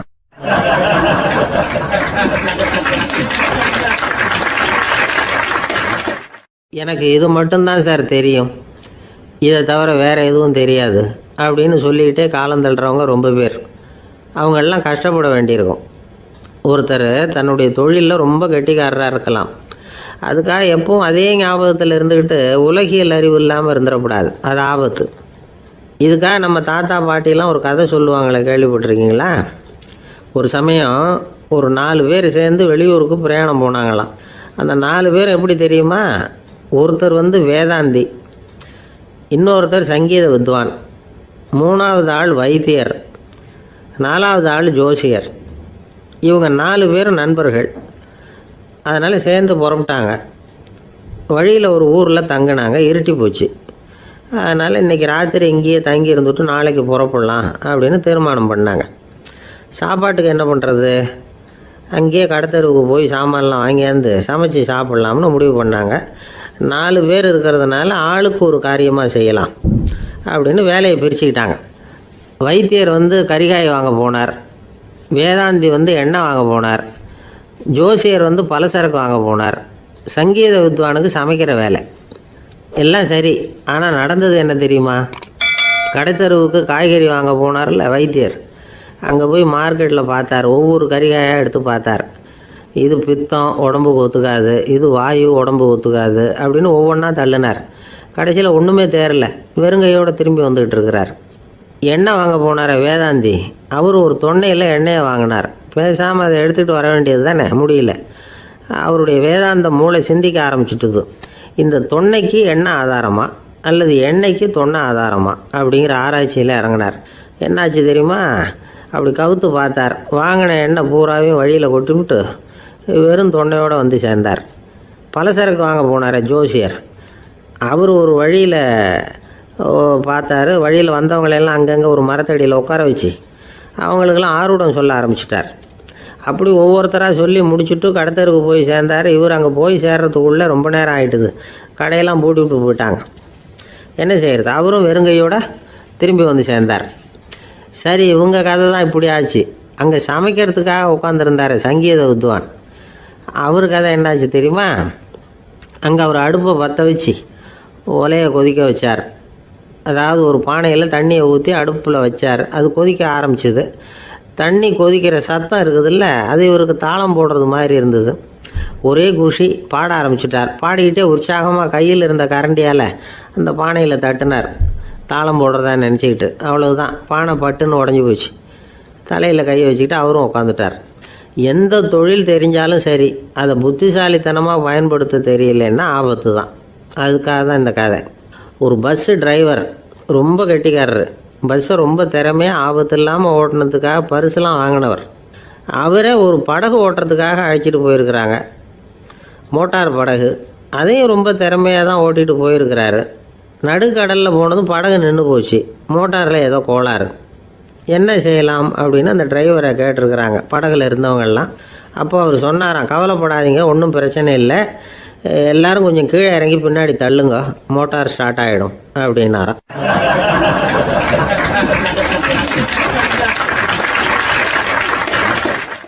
ஒரு ஊரில் ஒரு இளைஞன் இருந்தான். ஒரு நாள் அவன் ஒரு குருவை தேடிக்கிட்டு புறப்பட்டான். ஊரை விட்டு வெளியில் போனான். போகிற வழியில் ஒரு காடு. அந்த காட்டில் ஒரு மரத்தடியில் ஒரு பெரியவர் உட்காந்துருக்கிறார். அமைதியாக மௌனமாக அவர் அமர்ந்திருக்கிறார். இந்த பெரியவரை விசாரிக்கலாம், குருவை தேடி கண்டுபிடிக்கிறதுக்கு இவர் ஏதாவது ஒரு வழி சொல்லி கொடுப்பார் அப்படின்னு நினச்சிக்கிட்டு அவரை நெருங்கினான். ஐயா, எனக்கு ஒரு குரு தேவை, எங்கே கிடைப்பார்? அவரை எப்படி அடையாளம் கண்டுபிடிக்கிறது? அதை பற்றி ஏதாவது விவரம் சொன்னீங்கன்னா நான் கண்டுபிடிச்சிக்குவேன் அப்படின்ட்டுருக்கான். பெரியவர் நிமிர்ந்து பார்த்தார். தம்பி, அது ரொம்ப சுலபம். அவர் வயசானவராக இருப்பார், என்னை விட சுமார் 30 வயசு அதிகமாக இருக்கும். அவர் ஒரு மரத்தடியில் தான் உட்காந்துருப்பார் அப்படின்ட்டுருக்கான். சரிங்க பெரியவரே, அது என்ன மாதிரியான மரம், எப்படி இருக்கும் அப்படின்னு கேட்டிருக்கான். பெரியவர் அந்த விவரங்களையும் சொல்லியிருக்கிறாரு. அது மட்டும் இல்லை, சந்திக்கிற நாள், நேரம், வினாடி முதற்கொண்டு எல்லா விவரங்களையும் துல்லியமாக சொன்னாராம். இவ்வளவு விவரங்களை இவரால் எப்படி சொல்ல முடியுது அப்படின்னு இவனுக்கு ஆச்சரியம். இருந்தாலும் அந்த பெரியவர் கடைசியாக ஒரு விவரம் சொன்னார். அது என்ன தெரியுமா? எப்படியும் நீ அவரை சந்திக்கிறதுக்கு ஒரு 30 வருஷம் ஆகும் அப்படின்னு சொல்லிவிட்டாராம். ரொம்ப நன்றிங்க பெரியவரே அப்படின்னு சொல்லிவிட்டு அந்த இளைஞன் புறப்பட்டுருக்கான். இப்போ அவனுக்கு குரு பற்றின விவரம் எல்லாம் கிடைச்சிட்டுது, சந்திக்கிற நேரமும் தெரிஞ்சுட்டுது. ஆனால் 30 வருஷம் அவரை தேடி அலைய வேண்டியிருக்குமே. அவன் தேட ஆரம்பித்தான். காடு மலை எல்லாம் சுற்றி அலைஞ்சான். பல வருஷங்கள் தேடினான், அழுத்து போயிட்டான். கடைசியில் அவனுக்கும் வயசாகிட்டுது. கடைசியில் தன்னுடைய சொந்த ஊருக்கே திரும்பி போய்கிட்டு இருந்தான். அங்கே ஒரு மரத்தடியில் அவன் தேடிக்கிட்டு இருந்த குருநாதர் கிடைச்சார். யார் அவருன்னா, 30 வருஷத்துக்கு முன்னாடி வழி சொல்லி கொடுத்தாருல அதே பெரியவர். அவருக்கு இப்போ 30 வயசு அதிகமாக இருந்தது. அதே மரம். அன்னைக்கு பெரியவர் சொன்ன அடையாளம் இப்போ பொருத்தமாக இருந்தது. இப்போ அந்த பெரியவர் சொன்னார், சரியாக வந்து சேர்ந்துட்டேன், வா, உனக்காக தான் நான் இவ்வளவு காலமும் காத்துக்கிட்டு இருந்தேன் அப்படின்னாரான். என்ன சொல்கிறீங்கன்றிருக்கான். 30 வருஷத்துக்கு முன்னாடி என்கிட்ட வந்தியே, அப்போவே என் காலம் முடிஞ்சு போயிருந்தது. அப்போவே என்ன உனக்கு அடையாளம் தெரியல, அதனால் இவ்வளவு காலம் உனக்காக காத்துட்ருக்கும்படி ஆகிட்டுது அப்படின்னாராம். ஐயா அப்போவே நீங்கள் சொல்லியிருக்கலாமே, இதுதான் 30 வருஷம் கழித்து நீ சந்திக்க போகிற இடம், நான் தான் உன்னுடைய குரு அப்படின்னு சொல்லியிருக்கலாமே அப்படின்ட்டுருக்கான். அந்த பெரியவர் சிரிச்சுக்கிட்டே இதுக்கு பதில் சொன்னாராம், நான் எவ்வளவோ விவரமாக தான் சொன்னேன், நீ சரியாக புரிஞ்சிக்கல. காரணம், அப்போ நீ போதுமான அளவுக்கு பக்குவம் பெற்றிருக்கவில்லை. அதனால் புரியும் சக்தி இல்லாமல் போயிட்டுதப்போ 30 ஆண்டு காலம் நீ அலைஞ்சி தெரிஞ்சிருக்கிற. அது காரணமாக இப்போ உனக்கு அந்த பக்குவம் வந்துட்டுது. அதனால தான் அடையாளம் காண முடிஞ்சது, நானே உன்னுடைய குரு அப்படின்னாராம். இதுலேருந்து என்ன தெரியுதுன்னா, ஆன்மீகத்தில் மாணவனாக சேர்றதுக்கு கூட ஒரு பக்குவத்தன்மை தேவைப்படுது. ஒரு பெரிய ஞானி, அவர்கிட்ட சீடனாக இருக்க ஒருத்தன் வந்தான், எதிரில் நின்னான். ஞானி அவனை வெகு நேரம் உற்று பார்த்தார். அப்புறம் சொன்னார், சீடனாக இருக்கிறது ரொம்ப சிரமம்னார். நான் தயாராக இருக்கிறேன்னா. அது இன்னமும் சிரமமாச்சே, இங்கே குருவாக இருக்கிறது மட்டுமே சுலபம் அப்படின்னாராம். அப்படின்னா நான் குருவாகவே ஆயிடுறேன் அப்படின்னானா. இது போலவே இந்த காலத்தில் கதை ஒன்று உண்டு. ஒரு பள்ளிக்கூடத்தில் வகுப்பு ஆசிரியர் மாணவனை திட்டிக்கிட்டு இருந்தார். டேய், நீ 100க்கு 10 மார்க்கு தான் வாங்கிட்டு இருக்க. இவ்வளவு மோசமாக நீ படித்தா கடைசியில் மாடு மேய்க்கிறது கூட லாய்க்கு இல்லாதவனா ஆயிடுவேன். அதுக்கப்புறம் என்ன செய்ய போகிறேன் அப்படின்னாராம். பையன் தலையை சொரிஞ்சிக்கிட்டே சொன்னானா, சார் அப்படின்னா ஒன்று செய்கிறேன் அப்படின்னானா. இவர் கேட்டிருக்கார், என்ன செய்ய போகிறேன்னு. வேற என்ன சார், உங்களை மாதிரி ஒரு ஆசிரியர் ஆகிடுறேன் அப்படின்னானா.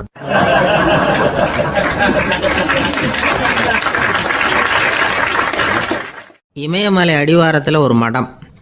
அங்கே ஒரு சன்னியாசி இருந்தார். அவர்கிட்ட ஒருத்தர் வந்தார். சுவாமி, ஆசையை உதற நினைக்கிறேன், முடியல, ஒட்டிக்கிட்டே வருது அப்படின்னாராம். இப்படி உட்கார, ஒரு கதை சொல்கிறேன் அப்படின்னு சொல்லி அவர் சொல்ல ஆரம்பித்தாராம். அவர் சொன்ன கதை என்னென்னா, ஒரு ஊரில் ஒரு ஆள் இருந்தான். அவன் பேர் குப்புசாமி. அவன்கிட்ட எப்பவும் ஒரு பழைய தொப்பி இருக்கும், விடவே மாட்டான். அதனால் அவனை எல்லோரும் தொப்பி சாமி அப்படின்னு தான் கூப்பிடுறது வழக்கம். ஒரு புது தொப்பி வாங்கிக்கப்படாதாப்பா அப்படின்னு நண்பர்கள்லாம் சொல்லி பார்த்தாங்க. பணத்துக்கு எங்கே போவேன் அப்படின்னு விட்டானா. பணம் வச்சுருக்கான், செலவு பண்ண மனசு வரல, மகா கஞ்சன். பழைய பாட்டில்கள்லாம் வாங்கி விற்றுக்கிட்டு இருந்தான். அப்படி ஒரு தடவை பழைய கண்ணாடி சாமான்களை ஏலத்தில் எடுத்தப்போ அதில் ஒரு அருமையான சென்ட்டு பாட்டில் கிடச்சிது. உடனே ஒரு ஐடியா பண்ணான். அந்த சென்ட்டை சின்ன சின்ன பாட்டில்களில் அடைச்சி ஜன்னல் ஓரமாக அடுக்கி வச்சுட்டான். அதை விற்றா நிறைய பணம் கிடைக்குமே, அதனால். இதுக்கு இடையில் ஒரு நாள் அவன் அப்படியே உட்காந்துருந்தான். அந்த நேரம் நண்பன் வந்தான். ஏண்டா, உன் பழைய தொப்பியை மாற்றப்படாதா, ஊரில் எல்லோரும் கேலி பேசுகிறாங்களே ஒன்று தொப்பி சாமின்னு அப்படின்னு சொல்லி கேட்டிருக்கான். இந்த சென்ட்டு பாட்டில் விற்றதும் பணம் வரும், அதுக்கப்புறம் பார்க்கலாம் அப்படின்னு நானா. இவன் சரி வா, நீச்சல் குளத்துக்கு போயிட்டு வருவோம் அப்படின்னு கூப்பிட்ருக்கான் நண்பன். 2 பேரும் போனாங்க. அதே நேரம் அந்த ஊர் நீதிபதியும் அங்கே குளிக்க வந்தாராம். அவர்கிட்ட இருந்தது விலை வசந்த ஒரு புது தொப்பி. அதை அங்கே இருந்த ஸ்டாண்டில் மாட்டிவிட்டு குளிக்க போனார். இதுக்கிடையில் குப்புசாமி குளிச்சுட்டு வந்தான். அவனுடைய பழைய தொப்பியை காணலை. அந்த புது தொப்பியை பார்த்தா இது நண்பனுடைய வேலை தான் அப்படிங்கிறதாக புரிஞ்சுக்கிட்டு அதை எடுத்து மாட்டிகிட்டு வந்துட்டான். நீதிபதி குளிச்சுட்டு வந்து பார்க்குறாரு, தொப்பியை காணும். போலீஸில் புகார் கொடுத்தார். அவங்க தேடினாங்க. ஒரு மூலையில் பழைய தொப்பி கிடச்சிது. அடடா, இது நம்ம குப்புசாமியோட தொப்பி இல்லையா அப்படின்னு நானா ஒருத்தன். உடனே அவன் வீட்டுக்கு தேடிட்டு போயிருக்காங்க. அங்கே போய் பார்த்தா புது தொப்பி அங்கே இருக்குது. உடனே அவனுக்கு 1000 ரூபா அபராதம் போட்டாங்களாம். அவன் பணத்தை கட்டிவிட்டு ரொம்ப எரிச்சலோடு வீட்டுக்கு வந்தான். பழைய தொப்பி கண்ணில் பட்டது. மறுபடியும், உன்னால் தானே எனக்கு 1000 ரூபா நஷ்டம் அப்படின்னு சொல்லி அதை எடுத்துக்கிட்டு அப்படி போயிருக்கான். அந்த ஊர் குளத்தில் வீசி எரிஞ்சிட்டு வந்துட்டான். அது மீன் பிடிக்கிற ஒருத்தன் கையில் சிக்கிச்சு.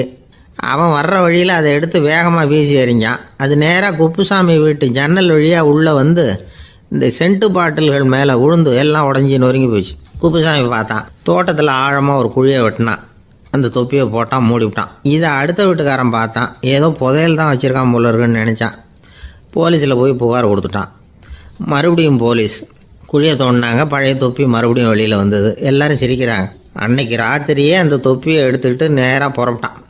ஒரு கல்லில் அதை சேர்த்து கட்டி குடிநீர் தொட்டி இருக்கும்ல, அதில் போட்டுட்டு வந்துட்டான். இனிமேல் என்ன பண்ணும் பார்ப்போன்னு. ஒரு நாள் திடீர்னு குழாயெல்லாம் அடைப்பட்டு போச்சு.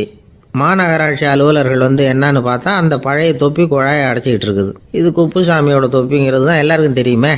உடனே குடிநீரை பாழாக்கணத்துக்காக குப்புசாமிக்கு கோர்ட்டு 2500 ரூபா அபராதம் போட்டுவிட்டுது. அதையும் கட்டிவிட்டு வெளில வந்தான். கடைசியாக முடிவு பண்ணான். ஒரு நெருப்பு குச்சியை கிழிச்சான். தொப்பியை கொளுத்தினான். எரிஞ்சுது. எடுத்து வெளில எரிஞ்சான்.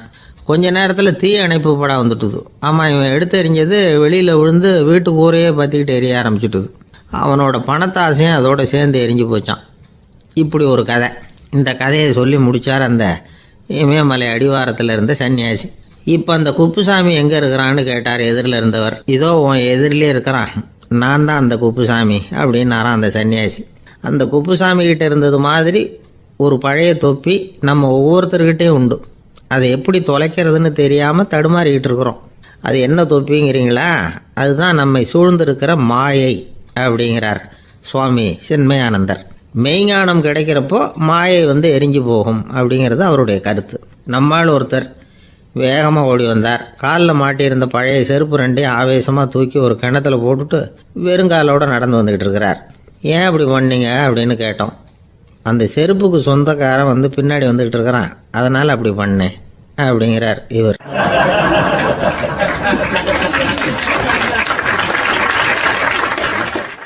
காசியில் இருக்கிற கடவுள் காசி விஸ்வநாதர், அங்கே இருக்கிற தேவி காசி விசாலாட்சி. இவங்க ரெண்டு பேரும் ஒரு நாள் பேசிக்கிட்டு இருந்தப்போ கடவுள் சொன்னார், இந்த மனிதர்களை நாம் ரொம்பவும் நம்பிக்கையோடு தான் படைச்சிருக்கிறோம், இருந்தாலும் அவங்களுக்கு தான் நம்பிக்கை இல்லை, எதுலேயும் ஒரு உண்மையான நம்பிக்கை இல்லாமல் வாழ்ந்துக்கிட்டு இருக்கிறாங்க அப்படின்னார். என்ன அப்படி சொல்கிறீங்க? அதை பாருங்கள், எவ்வளவு பேர் காசியை தேடிட்டு கங்கையில் குளிச்சுக்கிட்டு இருக்கிறாங்க. அவங்கெல்லாம் நம்பிக்கை இல்லைன்னா இவ்வளவு தூரம் தேடிட்டு இங்கே குளிப்பாங்களா அப்படின்னு நாங்கள் தேவி. சரி, அதை சோதித்து பார்க்கலாம் அப்படின்னு ரெண்டு பேரும் முடிவு பண்ணிக்கிட்டாங்க. உடனே ஒரு திட்டம் போட்டாங்க. அது எப்படின்னா, நாம் ரெண்டு பேருமே பக்தர்கள் மாதிரி உருவத்தை மாற்றிக்கிட்டு கங்கை கரைக்கு போக வேண்டியது. நான் கங்கையில் இறங்கி குளிக்கிறேன். கொஞ்ச நேரத்தில் சுழலில் மாட்டிக்கிட்டது மாதிரி நடிக்கிறேன். நீ உடனே கரையிலிருந்து சத்தம் போடும், என்னோடய வீட்டுக்காரரை யாராவது காப்பாற்றுங்களேன்னு சத்தம் போடும். அதோடு இன்னொன்று சொல்லு, யாராவது ஒரு புண்ணிய ஆத்மா அவர்கிட்ட போய் அவருடைய முடியை பிடிச்சி இழுக்கணும். அப்படி ஒரு சாபம் இருக்குது எங்களுக்கு. புண்ணிய ஆத்மா, அதாவது எந்த பாவமும் செய்யாத இல்லாத ஒருத்தர் தான் அவரை காப்பாற்ற முடியும். அப்படிப்பட்டவங்க யாராவது வெள்ளத்தில் குதித்து என்னுடைய கணவரை காப்பாற்றுங்கோ அப்படின்னு நீ சத்தம் போடு, கூச்சல் போடு, என்ன நடக்குதுன்னு பார்க்கலாம் அப்படின்னார் கடவுள். சரின்னு சொல்லி ரெண்டு பேருமா சாதாரண பக்தர்கள் மாதிரி கங்கை கரைக்கு சேர்ந்தாங்க. அவர் இறங்கி குளித்தார். திட்டம் போட்டது மாதிரியே சுழலில் மாட்டிக்கிட்டது மாதிரி கத்துனார். கரையில் இருந்த அந்த அம்மா, ஐயோ என் கணவரை காப்பாற்றுங்களேன், யாராவது காப்பாற்றுங்களேன்னு கத்துனாங்க. பல பேர் ஓடி வந்தாங்க. உடனே இவங்க, பாவம் இல்லாத புண்ணிய ஆத்மா ஒருத்தரால் தான் என்னுடைய கணவர் காப்பாற்றப்படணுங்கிறது விதி, அப்படி ஒரு சாபம் இருக்குது, அதனால் புண்ணிய ஆத்மா யாராவது அவர்கிட்ட போய் அவர் முடியை பிடிச்சி தூக்கினா அவரை காப்பாற்றி போடலாம் அப்படின்னாங்க. இவங்க இப்படி சொன்னதும் எல்லாரும் திகைச்சு போய் நின்றுட்டாங்க. ஒவ்வொருத்தருக்கும் அவங்க செஞ்ச பாவம்லாம் ஒவ்வொன்றா ஞாபகத்துக்கு வர ஆரம்பிச்சுட்டுது. சரி, இதுக்கு நாம் லாயக்கு இல்லை அப்படின்னு சொல்லி ஒதுங்கி போக ஆரம்பிச்சிட்டாங்க எல்லாம். இந்த சமயத்தில் யாரோ ஒருத்தர் வேகமாக ஓடி வந்தார். ஆற்றுல குதித்தார். அவர்கிட்ட போனார், முடியை பிடிச்சார், தூக்கினார், அவரை காப்பாற்றி கரைக்கு கொண்டுட்டு வந்துட்டார். அப்படி காப்பாற்றின அந்த ஆளை இவங்க ரெண்டு பேரும் தனியாக கூப்பிட்டுக்கிட்டு ஒரு மண்டபத்துக்கு வந்துட்டாங்க. விசாரிக்கிறாங்க. நீ யாரப்பா அப்படின்னு கேட்குறாங்க. ஏதும் தெரியாத மாதிரி, நான் இந்த ஊர் அன்ன சத்திரத்தில் வேலை செய்கிற ஒரு சமையல்காரன் அப்படிங்கிறார். நீ கங்கையில் குளிக்கிறது உண்டான்னு கேட்டிருக்காங்க. நான் இந்த ஊர்லேயே தான் இருக்கிறேன், இருந்தாலும் தினமும் கங்கையில் குளிக்கிறது இல்லை, எப்போது ஒரு நாள் அங்கே குளிப்பேன் அப்படின்னார். கங்கையில் மூழ்கி எழுந்திரிச்சா பாவமெல்லாம் தொலையும்னு சொல்கிறாங்க. அப்படி இருக்கிறப்போ அங்கே இன்றைக்கி கங்கையில் குளிச்சுக்கிட்டு இருக்கிறவங்கெல்லாம் தங்களை புண்ணிய ஆத்மாவாக நினைக்கல. கங்கையில் குளிக்காத நீ உன்னை புண்ணிய ஆத்மாவாக நினச்சி என்னை காப்பாற்ற வந்திருக்கிற, அது எப்படி அப்படின்னு கேட்டார். அதுக்கு அந்த ஆள் சொல்கிறான், கங்கையில் குதித்ததுக்கு அப்புறம் தானே உங்களை காப்பாற்ற போகிறோம், அப்படி குதிக்கும் பொழுது என்னுடைய பாவமெல்லாம் போயிருக்கும்ல, நான் புண்ணிய ஆத்மாவாக ஆயிருப்பேனே, அதனால தான் துணிஞ்சு உங்களை காப்பாற்றினேன் அப்படின்னா. கடவுளும் தேவியும் அவனுக்கு காட்சி கொடுத்தாங்களாம். இப்படி ஒரு கதை உண்டு. அதாவது கங்கையில் குளிச்சுக்கிட்டு இருக்கிறவங்களுக்கே தங்களுடைய பாவம் போகுங்கிற நம்பிக்கை பரிபூர்ணமாக இல்லை. குளிக்காத ஒருத்தனுக்கு அந்த நம்பிக்கை இருந்தது. அதனால் அவனால் கடவுளை பார்க்க முடிஞ்சது. கடவுளை நாமளும் பார்க்க முடியுமா முடியாதா அப்படிங்கிற குழப்பம்லாம் நமக்கு வேண்டியதில்லை. நம்பிக்கையோடு வாழணுங்கிற உண்மையை மட்டும் இந்த கதையிலேருந்து புரிஞ்சுக்கிட்டா போதும். ஏன்னா இந்த கதையை கேட்டுட்டு ஒரு நண்பன் குதர்க்கமாக ஒரு கேள்வி கேட்டான். ஏன் சார், கங்கையில் குளித்தா பாவம் போயிடும்னு சொல்கிறீங்களே, நான் எனக்கு வேண்டாத ஒருத்தனை அழைச்சிட்டு போய் கங்கையிலேயே தள்ளி விட்டுட்டு அதுக்கப்புறம் அங்கேயே முழுக்க போட்டுட்டு நான் செஞ்ச பாவத்தை அதுலேயே கழுவி விட்டுட்டு மறுபடியும் உங்ககிட்ட வந்துடுறேன்னு வச்சுக்கோங்க, நீங்கள் என்னை புண்ணிய ஆத்மான்னு ஏற்றுக்குவீங்களா அப்படிங்கிறான். ஆள் கொஞ்சம் அசந்தான் நம்மளே அங்கே அழைச்சிட்டு போனாலும் போயிடுவான்.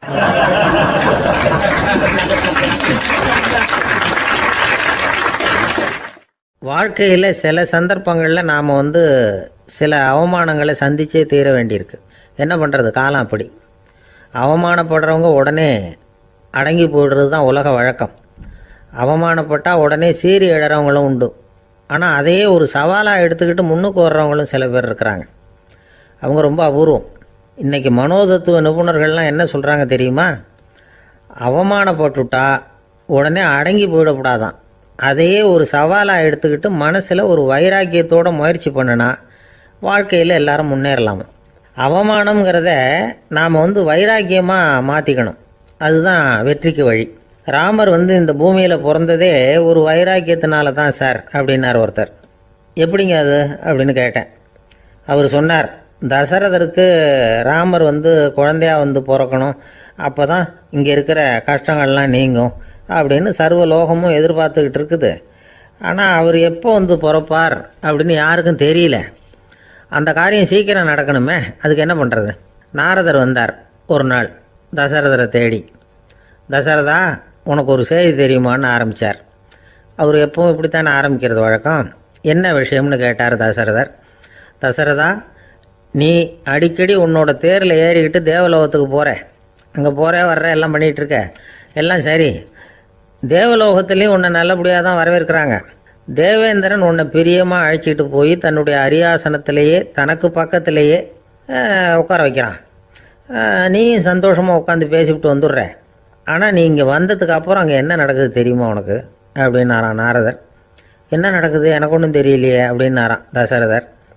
நாரதர்கிட்ட கிட்டத்தில் கேட்டிருக்கார், கொஞ்சம் சொல்லுங்கள் என்னது அப்படின்னு. அவர் நெருங்கி வந்தாரான் நாரதரும். மெதுவாக அவர் காதோட காதாக சொன்னாராம். அதாவது நம்ம பாஷையில் சொல்லப்போனால் பற்ற வைக்கிறார். நீ அங்கே தேவேந்திரங்கிட்ட உட்காந்து பேசிவிட்டு வந்த பிறகு நீ அங்கே உட்காந்துருந்த அரியாசனத்தை தண்ணி ஊற்றி கழுவி சுத்தப்படுத்துகிறாங்க. நீ என்ன அந்த அளவுக்கு சுத்தம் இல்லாத ஆளா, தினம் குளிக்காமையாக இருக்கிற அப்படின்னாராம். தசரதருக்கு இது ரொம்ப அவமானமாக போயிட்டுது. அப்படியே செய்கிறாங்க அப்படின்னாராம். ஆமாம், நீ வேணும்னா நான் சொல்கிறது உண்மையாக இல்லையா அப்படின்னு சோதனை பண்ணி பார்த்துக்கோ அப்படின்னாரான் நாரதர். உடனே தசரதர் இதுக்காகவே புறப்பட்டு தேவலோகம் போனார். அங்கே வழக்கம் போலவே இவரை கூப்பிட்டு உட்கார வச்சு பேசிக்கிட்டு இருந்தான் தேவேந்திரன். கொஞ்ச நேரம் பேசிக்கிட்டு இருந்துட்டு சரி நான் கிளம்புறேன்னு புறப்பட்டார். சரி, அவனும் வாசல் வரைக்கும் வழி அனுப்பி வச்சுட்டு உள்ளே போயிட்டான். தசரதர் வெளியில் கொஞ்ச நேரம் மறைஞ்சி இருந்துட்டு மெதுவாக உள்ளே எட்டி பார்த்தார் என்ன நடக்குதுன்னு. நாரதர் சொன்னது உண்மைதான். தசரதர் உட்காந்துருந்த ஆசனத்தை அங்கே 2 தேவர்கள் கழுவி சுத்தப்படுத்திக்கிட்டு இருக்கிறாங்க. தசரதரால் இதை தாங்கிக்க முடியல. அவருக்கு ரொம்ப அவமானமாக போச்சு. நேராக கிடுகிடுன்னு தேவேந்திரங்கிட்டே போனார். நான் உட்காந்துருந்த இருக்கையே சுத்தம் பண்ணுறியே, நான் என்ன அந்த அளவுக்கு பாவியா அப்படின்னு கேட்டார். ரொம்ப கோபமாக கேட்டார். தசரதரே, மனுஷனுக்கு 3 கடன்கள் உண்டு. தேவ கடன், ரிஷி கடன், பித்ரு கடன். இதை தீர்க்காதவன் பாவியாகிறான்.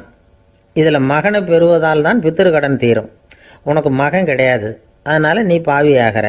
பாவி உட்காந்துருந்த இடம்ங்கிறதுனால அதை சுத்தம் செய்ய வேண்டியது எங்கள் கடமை அப்படின்னு நானான் தேவேந்திரன். இந்த இடத்துல தசரதருக்கு ஏற்பட்ட அவமானம் ஒரு வைராக்கியமாக மாறிச்சு. தேவேந்திரனே கேட்டுக்கோ, ஒரு மகனை பெற்ற பிறகு தான் இந்த சபையில் மறுபடியும் அடி எடுத்து வைப்பேன் அப்படின்னு சொல்லிவிட்டு போயிட்டாரான். போய் புத்திர காமேஷ் யாகம் பண்ணார். புத்திரர்கள் பிறந்தார்கள். இந்த கதையில் உள்ள கருத்து என்னென்னா, தேவேந்திரன் தசரதரை அப்படி அவமானப்படுத்தலைன்னா அவருக்கு இப்படி ஒரு வைராக்கியம் பிறந்திருக்குமா? யோசித்து பார்க்கணும். நமக்கு ஏற்படுகிற சில அவமானங்களையும் வைராக்கியமாக மாற்றிக்குவோம். அப்படி மாற்றிக்கிட்டோம்னா வாழ்க்கையில் முன்னேறலாம். நம்ம ஆளுங்க சில பேர் அவமானத்தை வைராக்கியமாக மாற்றிக்கிறது எப்படி தெரியுமா? நம்மக்கிட்ட ஒரு பையன் சொன்னான், எங்கள் அப்பா என்னை எல்லாருக்கும் முன்னாடி வச்சு திட்டிவிட்டார், பொறுப்பு இல்லாமல் ஊர் சுற்றுறேன்னு சொல்லி அவமானப்படுத்தி விட்டார். இனிமேல் நீ என் முகத்திலேயே முழிக்காதரா போடான்னு வேற சொல்லிவிட்டார். எனக்கு ரோஷம் வந்துட்டுது. அந்த அவமானத்தை வைராக்கியமாக மாற்றிக்கிட்டேன். அன்னையிலேருந்து அவர் முகத்திலேயே முழிக்கிறதில்ல அப்படின்னா. அப்படியான்னு கேட்டோம். ஆமாங்க, அவர் வீட்டில் இல்லாத நேரமாக பார்த்து உள்ள சமையல் கட்டுக்கு போய் சாப்பிட்டுட்டு நைஸாக வெளியில் வந்துடுவேன் அப்படிங்கிறான் அவன்.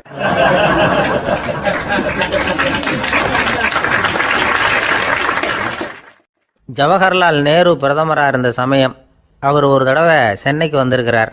இங்கே சில முக்கிய நிகழ்ச்சிகளில் கலந்துக்கிறதுக்காக வந்திருந்தார். ஆளுநர் மாளிகையில் ஒரு நாள் ராத்திரி தங்கி மறுநாள் புதுடெல்லி புறப்படுறதாக ஏற்பாடு. நிகழ்ச்சியிலெல்லாம் முடிச்சுக்கிட்டு ஆளுநர் மாளிகையில் தங்கியிருக்கிறார். அன்றைக்கு இரவு படிக்கிறதுக்கு ஒரு முக்கியமான புத்தகம் அவருக்கு தேவைப்பட்டது. அந்த சமயத்தில் உலக அளவில் ஒரு முக்கியமான பொருளாதாரம் சம்பந்தமான ஒரு புத்தகம் வெளியாகி இருக்கிற விஷயம் அவருக்கு தெரியும். அந்த புத்தகம் மெட்ராஸுக்கு வந்திருக்குமா, அது இங்கே கிடைக்குமா அப்படின்னு விசாரிச்சிருக்கிறார் நேருஜி. அவர் இப்படி கேட்ட உடனே அங்கே இருந்தவங்கெல்லாம் ரொம்ப பரபரப்பாக செயல்பட ஆரம்பிச்சுட்டாங்க. முக்கியமான இடங்கள்ல எல்லாம் விசாரிச்சிருக்கிறாங்க அந்த புத்தகம் உங்ககிட்ட இருக்கான்னு. சென்னையில் உள்ள கன்னிமாரா நூல் நிலையத்துக்கு எப்படியும் அந்த புத்தகம் வந்திருக்கணும் அப்படின்னு ஒரு நம்பிக்கை. அங்கே விசாரித்தாங்க. அந்த புத்தகம் 2 நாளைக்கு முன்னாடி தான் அங்கே வந்திருக்குது அப்படிங்கிற விஷயம் தெரிஞ்சுது. உடனே எல்லாரும் அங்கே ஓடினாங்க. அவங்களுக்கு இன்னொரு சந்தேகம். புத்தகம் வந்திருக்கு சரி, அது இந்த சமயத்தில் வேறு யாரும் படிக்கிறதுக்கு எடுத்துகிட்டு போயிருக்கக்கூடாதே அப்படிங்கிற சந்தேகம் இருந்தாலும் மனசுக்குள்ளே ஒரு தைரியம். இப்படி ஒரு புத்தகம் வெளிவந்திருக்கிற விஷயமே நேருஜி சொல்லி தான் நமக்கே தெரியும். அதுவும் இல்லாமல் உலக பொருளாதாரம் சம்பந்தமான ஏதோ ஒரு புத்தகம் அது. அதை போய் இந்த நேரத்தில் அவ்வளவு ஆர்வமாக யார் எடுத்துகிட்டு போயிட போகிறாங்க அப்படிங்கிற தைரியம். இந்த தைரியத்தோடு அந்த நூல் நிலையத்துக்கு ஓடினாங்க. புத்தகத்தை தேடினா அது கிடைக்கல. யாரோ எடுத்துகிட்டு போயிருக்கிறாங்க. நேருவுக்கு மட்டுமே தெரிஞ்சிருந்த அந்த புத்தகம் பற்றின விஷயம் சென்னையில் வேற ஒருத்தருக்கும் தெரிஞ்சிருக்குது. உடனே எல்லாரும் பரபரப்பாக அந்த அதுக்குன்னு இருக்கிற ரிஜிஸ்டர் இருக்குல்ல, பதிவேடு, அதை புரட்டி பார்க்குறாங்க யார் எடுத்துகிட்டு போகிறாங்கன்னு தெரிஞ்சுக்கிறதுக்காக. எடுத்துகிட்டு போனவங்க அதில் கையெழுத்து போட்டிருப்பாங்கல்ல, அதை பார்த்து யாருன்னு தெரிஞ்சுக்கலாம் அப்படிங்கிறதுக்காக தான் அதை புரட்டுறாங்க. அதோ அந்த புத்தகத்தோட பேர் பக்கத்தில் அதை எடுத்துக்கிட்டு போனவங்க கையெழுத்து உத்து பார்க்குறாங்க எல்லாரும். அதில் போட்டிருக்குது பேர் CN அண்ணாதுரை அப்படின்னு எழுதியிருந்தது. அவர் தான் பேரறிஞர் அண்ணா. நேரு படிக்க விரும்பின ஒரு புத்தகத்தை அதே நேரம் படிக்க விரும்பின இன்னொரு தலைவர் இவர். படிக்கிறதுல அவருக்கு இருந்த ஆர்வத்தை நாம் தெரிஞ்சுக்கணும்னா அதுக்கு எவ்வளவோ சம்பவங்கள் இருக்குது. கடைசி காலத்தில் அவர் அடையாறு மருத்துவமனையில் படுத்திருக்கிறார். அவருக்கு ஒரு முக்கியமான அறுவை சிகிச்சை செய்ய வேண்டியிருக்குது அவசரமாக. அமெரிக்காவிலேருந்து டாக்டர் மில்லர் வந்திருக்கிறார். அவர்கிட்ட கேட்குறார், டாக்டர் நாளைக்கே அறுவை சிகிச்சை செய்ய போகிறீங்களா அப்படின்னு. ஆமாங்கிறார் டாக்டர் மில்லர். நாளைக்கு மறுநாள் செஞ்சுக்கிறேனே அப்படின்னாரான் அண்ணா. ஏன் ஏதாவது நாள் பார்க்குறீங்களான்னு கேட்டிருக்கார். இல்லை, ஒரு புத்தகத்தை படிச்சுக்கிட்டு இருக்கிறேன், அதை நாளைக்குள்ளே முடிச்சிருவேன், அதுக்கப்புறம் நான் இறந்தாலும் கவலை இல்லை அப்படின்னாரான் இவர். அவர் தான் அறிஞர் அண்ணா. சங்ககால நூல்கள்லேருந்து சமீபத்தில் வந்த நூல்கள் வரைக்கும் எல்லாம் அவர் படிச்சிருக்கிறார். ஒரு திருமண விழாவில் அவர் பேசும்பொழுது சொன்ன விஷயம் இது. சங்க காலத்தில் காதலியை மணக்க விரும்புகிறவனுக்கு அவனுடைய தந்தை வீர சோதனைகள்லாம் வைப்பார். போய் புலிப்பல் கொண்டுக்கிட்டு வா, அப்போ தான் என் பொண்ணை கொடுப்பேன் அப்படின்னு சொல்லுவார். காதலன் உடனே காட்டுக்கு போவான், ஒரு புலியை கொன்று அதனுடைய பல்லை கொண்டுக்கிட்டு வருவான். அதை வீர பதக்கத்தில் பதிச்சு அவனுக்கு மாமனார் சூட்டுவார் கல்யாண சமயத்தில். இப்போலாம் காதலன் கிட்ட அப்படி சொல்ல முடியாது. இப்போலாம் காதலன் கிட்ட காட்டுக்கு போய் புலிப்பல் கொண்டுக்கிட்டு வான்னு யாராவது சொன்னால் புலி தான் மாப்பிள்ளையாக வந்து சேரும் அப்படின்னார்.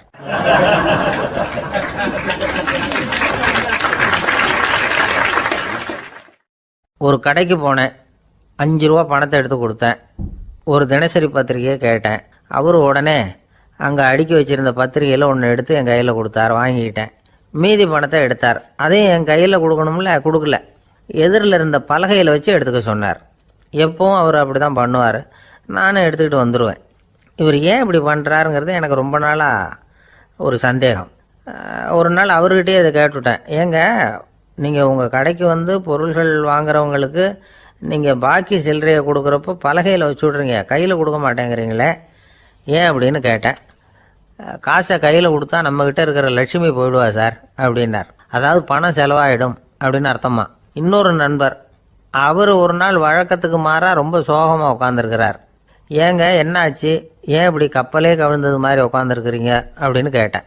கப்பலே கவிழ்ந்திருந்தா கூட நான் இப்படி கவலைப்பட மாட்டேன் சார், வேற ஒன்று நடந்து போச்சுன்னார். என்னன்னு கேட்டேன். என் உச்சந்தலையில் பல்லி ஒன்று விழுந்துட்டுதுன்னார். அதுக்காகவா இப்படி அப்படின்னு ஆச்சரியப்பட்டேன். ஆமாங்க, பல்லி உச்சந்தலையில் விழுந்தால் பலன் என்னன்னு பஞ்சாங்கத்தில் பார்த்தேன், மரணம்னு போட்டிருக்கு அப்படின்னு சொல்லிவிட்டு அவர் தொடர்ந்து கவலைப்பட ஆரம்பிச்சிட்டார். இப்படியும் ஒருத்தர், என் கூட வேலை பார்க்குற ஒருத்தர் எப்படி தெரியுமா, தினமும் வலது காலை வச்சு தான் ஆஃபீஸுக்கு உள்ளே நுழைவார். என்னைக்காவது தவறுதலாக இடது காலை வச்சு உள்ளே வந்துட்டார்னா அன்னைக்கு பூரா மனசு சங்கடப்படுவார், எந்த வேலையும் சரியாக ஓடாது. கேரம் போர்டு ஆடுற ஒருத்தர் எப்போ ஆட உட்காந்தாலும் ஸ்ட்ரைக்கரை கை தவறி கீழே விழுற மாதிரி பண்ணி அதுக்கப்புறம் அதை எடுத்துக்கிட்டு ஆட உட்காருவார். ஏன்னா எப்போவோ ஒரு தடவை நிஜமாகவே அது கை தவறி கீழே விழுந்திருக்குது, அன்னைக்கு பிரமாதமாக ஜெயிச்சுட்டார். உடனே ஒரு முடிவுக்கு வந்துட்டார், கை தவறுனா லாபம் அப்படின்னு. அதுக்கப்புறம் அதையே பழக்கமாக்கிக்கிட்டார். பூனை குறுக்க போனால் சகுனம் சரியில்லைன்னு நினைக்கிறவங்க உண்டு. ஆனால் ஒருத்தர் எப்படி தெரியுமா, அவர் வெளியில் கிளம்புற சமயம் பக்கத்து வீட்டு ரேடியோவில் மியாவ் மியாவ் பூனைக்குட்டின்னு பாட்டு சத்தம் கேட்டால் கூட போதும், சகனம் சரியில்லைன்னு பிரயாணத்தை கேன்சல் பண்ணிவிடுவார். இப்போ இவ்வளவும் எதுக்கு சொல்கிறோம்னா, அளவுக்கு மீறின சகுன நம்பிக்கைகள் இருக்குது பாருங்கள், இதோட பயமும் சேர்ந்துக்கிட்டதுன்னு வச்சுக்கோங்க, இது ஒருத்தருடைய மனநிலையை பாதிச்சிடும். இது உளவியல் நிபுணர்கள் சொல்கிற கருத்து. வாழ்க்கையே தடுமாற வச்சிரும். பாதுகாப்பு இல்லாத உணர்வு, ஒரு விதமான டிப்ரெஷன் மனநிலை, இதெல்லாம் தான் இதுக்கு காரணமாக அமையலாம். சில பேர் காய்கறி நறுக்க கத்தியை கையில் எடுத்தால் கூட நேரம் சரியாக இருக்கா அப்படின்னு பார்த்துட்டு தான் வேலையை ஆரம்பிக்கிறது வழக்கம். அறிவு தான் மனசுக்கு வாத்தியாராக இருக்கணும், அப்போ தான் வாழ்க்கை நிம்மதியாக இருக்கும். அறிவு மனசு சொல்கிறபடியெல்லாம் கேட்க ஆரம்பிச்சுட்டுதுன்னா இடைஞ்சல் தான். ஒருத்தருக்கு 7ஆம் நம்பர் தான் ராசியான நம்பரான், 7ஆம் தேதி தான் எந்த காரியத்தையும் ஆரம்பிப்பாராம். 7 எழுத்து வர்றது மாதிரி பேரை மாற்றி வச்சுக்கிட்டார். 7 மணிக்கு தான் தினமும் எழுந்திருப்பார். 7ஆம் நம்பர் வீட்டில் தான் குடியிருக்கார். கல்யாணம் கூட 7ஆம் தேதி தான் பண்ணிக்கிட்டார். அவர் ஒரு நாள் குதிரை பந்தயத்துக்கு போனாராம். குதிரையோட பேரையெல்லாம் பார்த்தார். ஒரு குதிரையோட பேர் 7 எழுத்தில் அமைஞ்சிருந்தது. 7 தானே இவருக்கு அதிர்ஷ்ட நம்பர், அதனால் உடனே அது பேரில் பணத்தை கட்டினார்.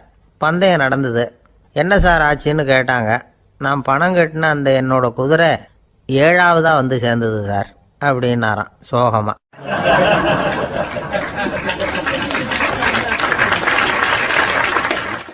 ஒரு விவசாயி விதைக்கிறதுக்காக வயல்வெளி பக்கம் போகிறார். விதைகளை அள்ளி வீசினார்.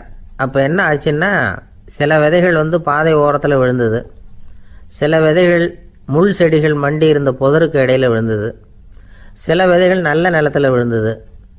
பாதை ஓரத்தில் விழுந்த விதை என்ன ஆச்சுன்னா, அதெல்லாம் பறவைகள் கண்ணில் போட்டுவிட்டுது. உடனே உட்காந்து கொத்தி தின்னுட்டு போட்டுது. அதிகமாக மண் இல்லாத பாறை பகுதியில் விழுந்த விதையெல்லாம் லேசாக வேர் விட்டு முளைக்க ஆரம்பிச்சிது. அதுக்கப்புறம் வேர் கீழேயும் ஆழமாக போக முடியல, மேலேயும் சூரிய வெப்பம் அதிகம் தாங்க முடியல, எல்லாம் காஞ்சி கருகி போட்டுது. புதர் பகுதியில் சில விதைகள் விழுந்தது இல்லையா, முள் செடிகள் காடாக மண்டி போயிருந்தது. அதனால் முளைச்சி வர்ற செடிக்கு நெருக்கடி அதிகமாக போட்டுது, சரியாக வளர முடியல, விளைச்சலும் சரியாக இல்லை.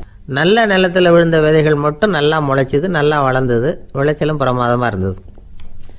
இந்த கதையை சொல்லிவிட்டு கேட்க செவியுள்ளோர் கேட்கட்டும் அப்படிங்கிறார் இயேசு பெருமான்.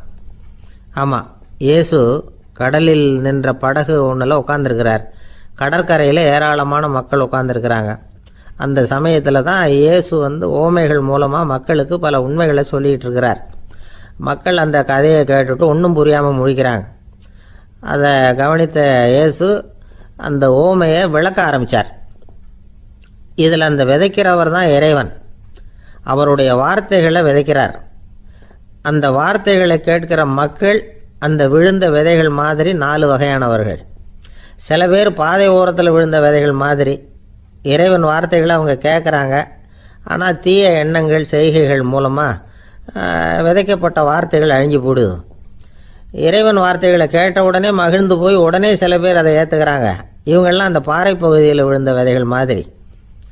அதனால் இவங்கெல்லாம் வேறு இல்லாதவங்க, கொஞ்ச காலத்துக்கு இறை வார்த்தைகளுக்கு கீழ்ப்படிந்து நடப்பாங்க. அதனால் ஏதாவது இடைஞ்சல் ஏற்பட்டால் உடனே தடுமாறுவாங்க. தங்கள்கிட்ட இருக்கிற நல்ல பண்புகளை விட்டுட்டு பாவ வழிகளுக்கு போயிடுவாங்க. முள் செடிகளுக்கு இடையில விழுந்த விதைகள் மாதிரி உள்ளவங்க யாருன்னா இவங்களுக்கு உலக கவலை உண்டு, செல்வத்தின் மீது மயக்கம் உடையவர்கள்.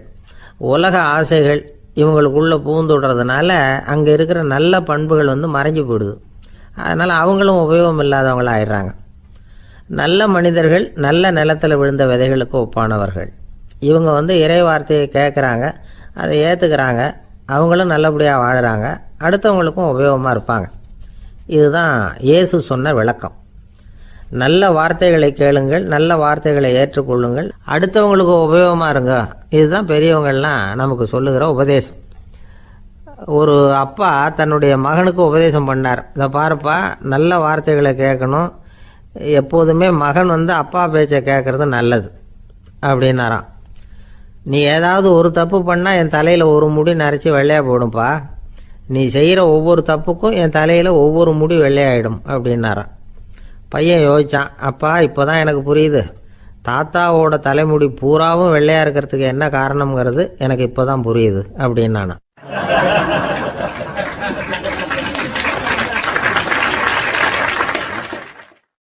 ஒரு ஊரில் ஒரு ராஜா இருந்தார்.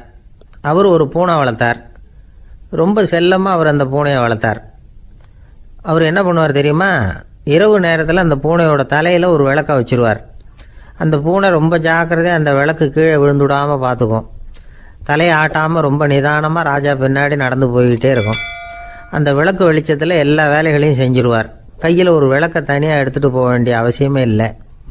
விளக்கை தூக்கிட்டு போகிற வேலையை அந்த பூனை பார்த்துக்கும். அதனால் ராஜாவுக்கு அந்த பூனை மேலே ரொம்ப பிரியம். மந்திரிகளையெல்லாம் கூப்பிட்டு அவங்கக்கிட்ட சொல்லுவார், பார்த்தீங்களா இந்த பூனை எவ்வளவு விசுவாசமாக நடக்குது, என் பேரில் எவ்வளவு மரியாதை பார்த்தீங்களா அதுக்கு அப்படிம்பார். இதை கேட்டுவிட்டு அங்கேருந்து அமைச்சர்களில் ஒருத்தர் சொன்னார், மன்னா நீங்கள் சொல்கிறது சரிதான், இருந்தாலும் இந்த பூனையோட விசுவாசத்தை நாம் கொஞ்சம் சோதித்து பார்க்க வேண்டியிருக்கு அப்படின்னாராம்.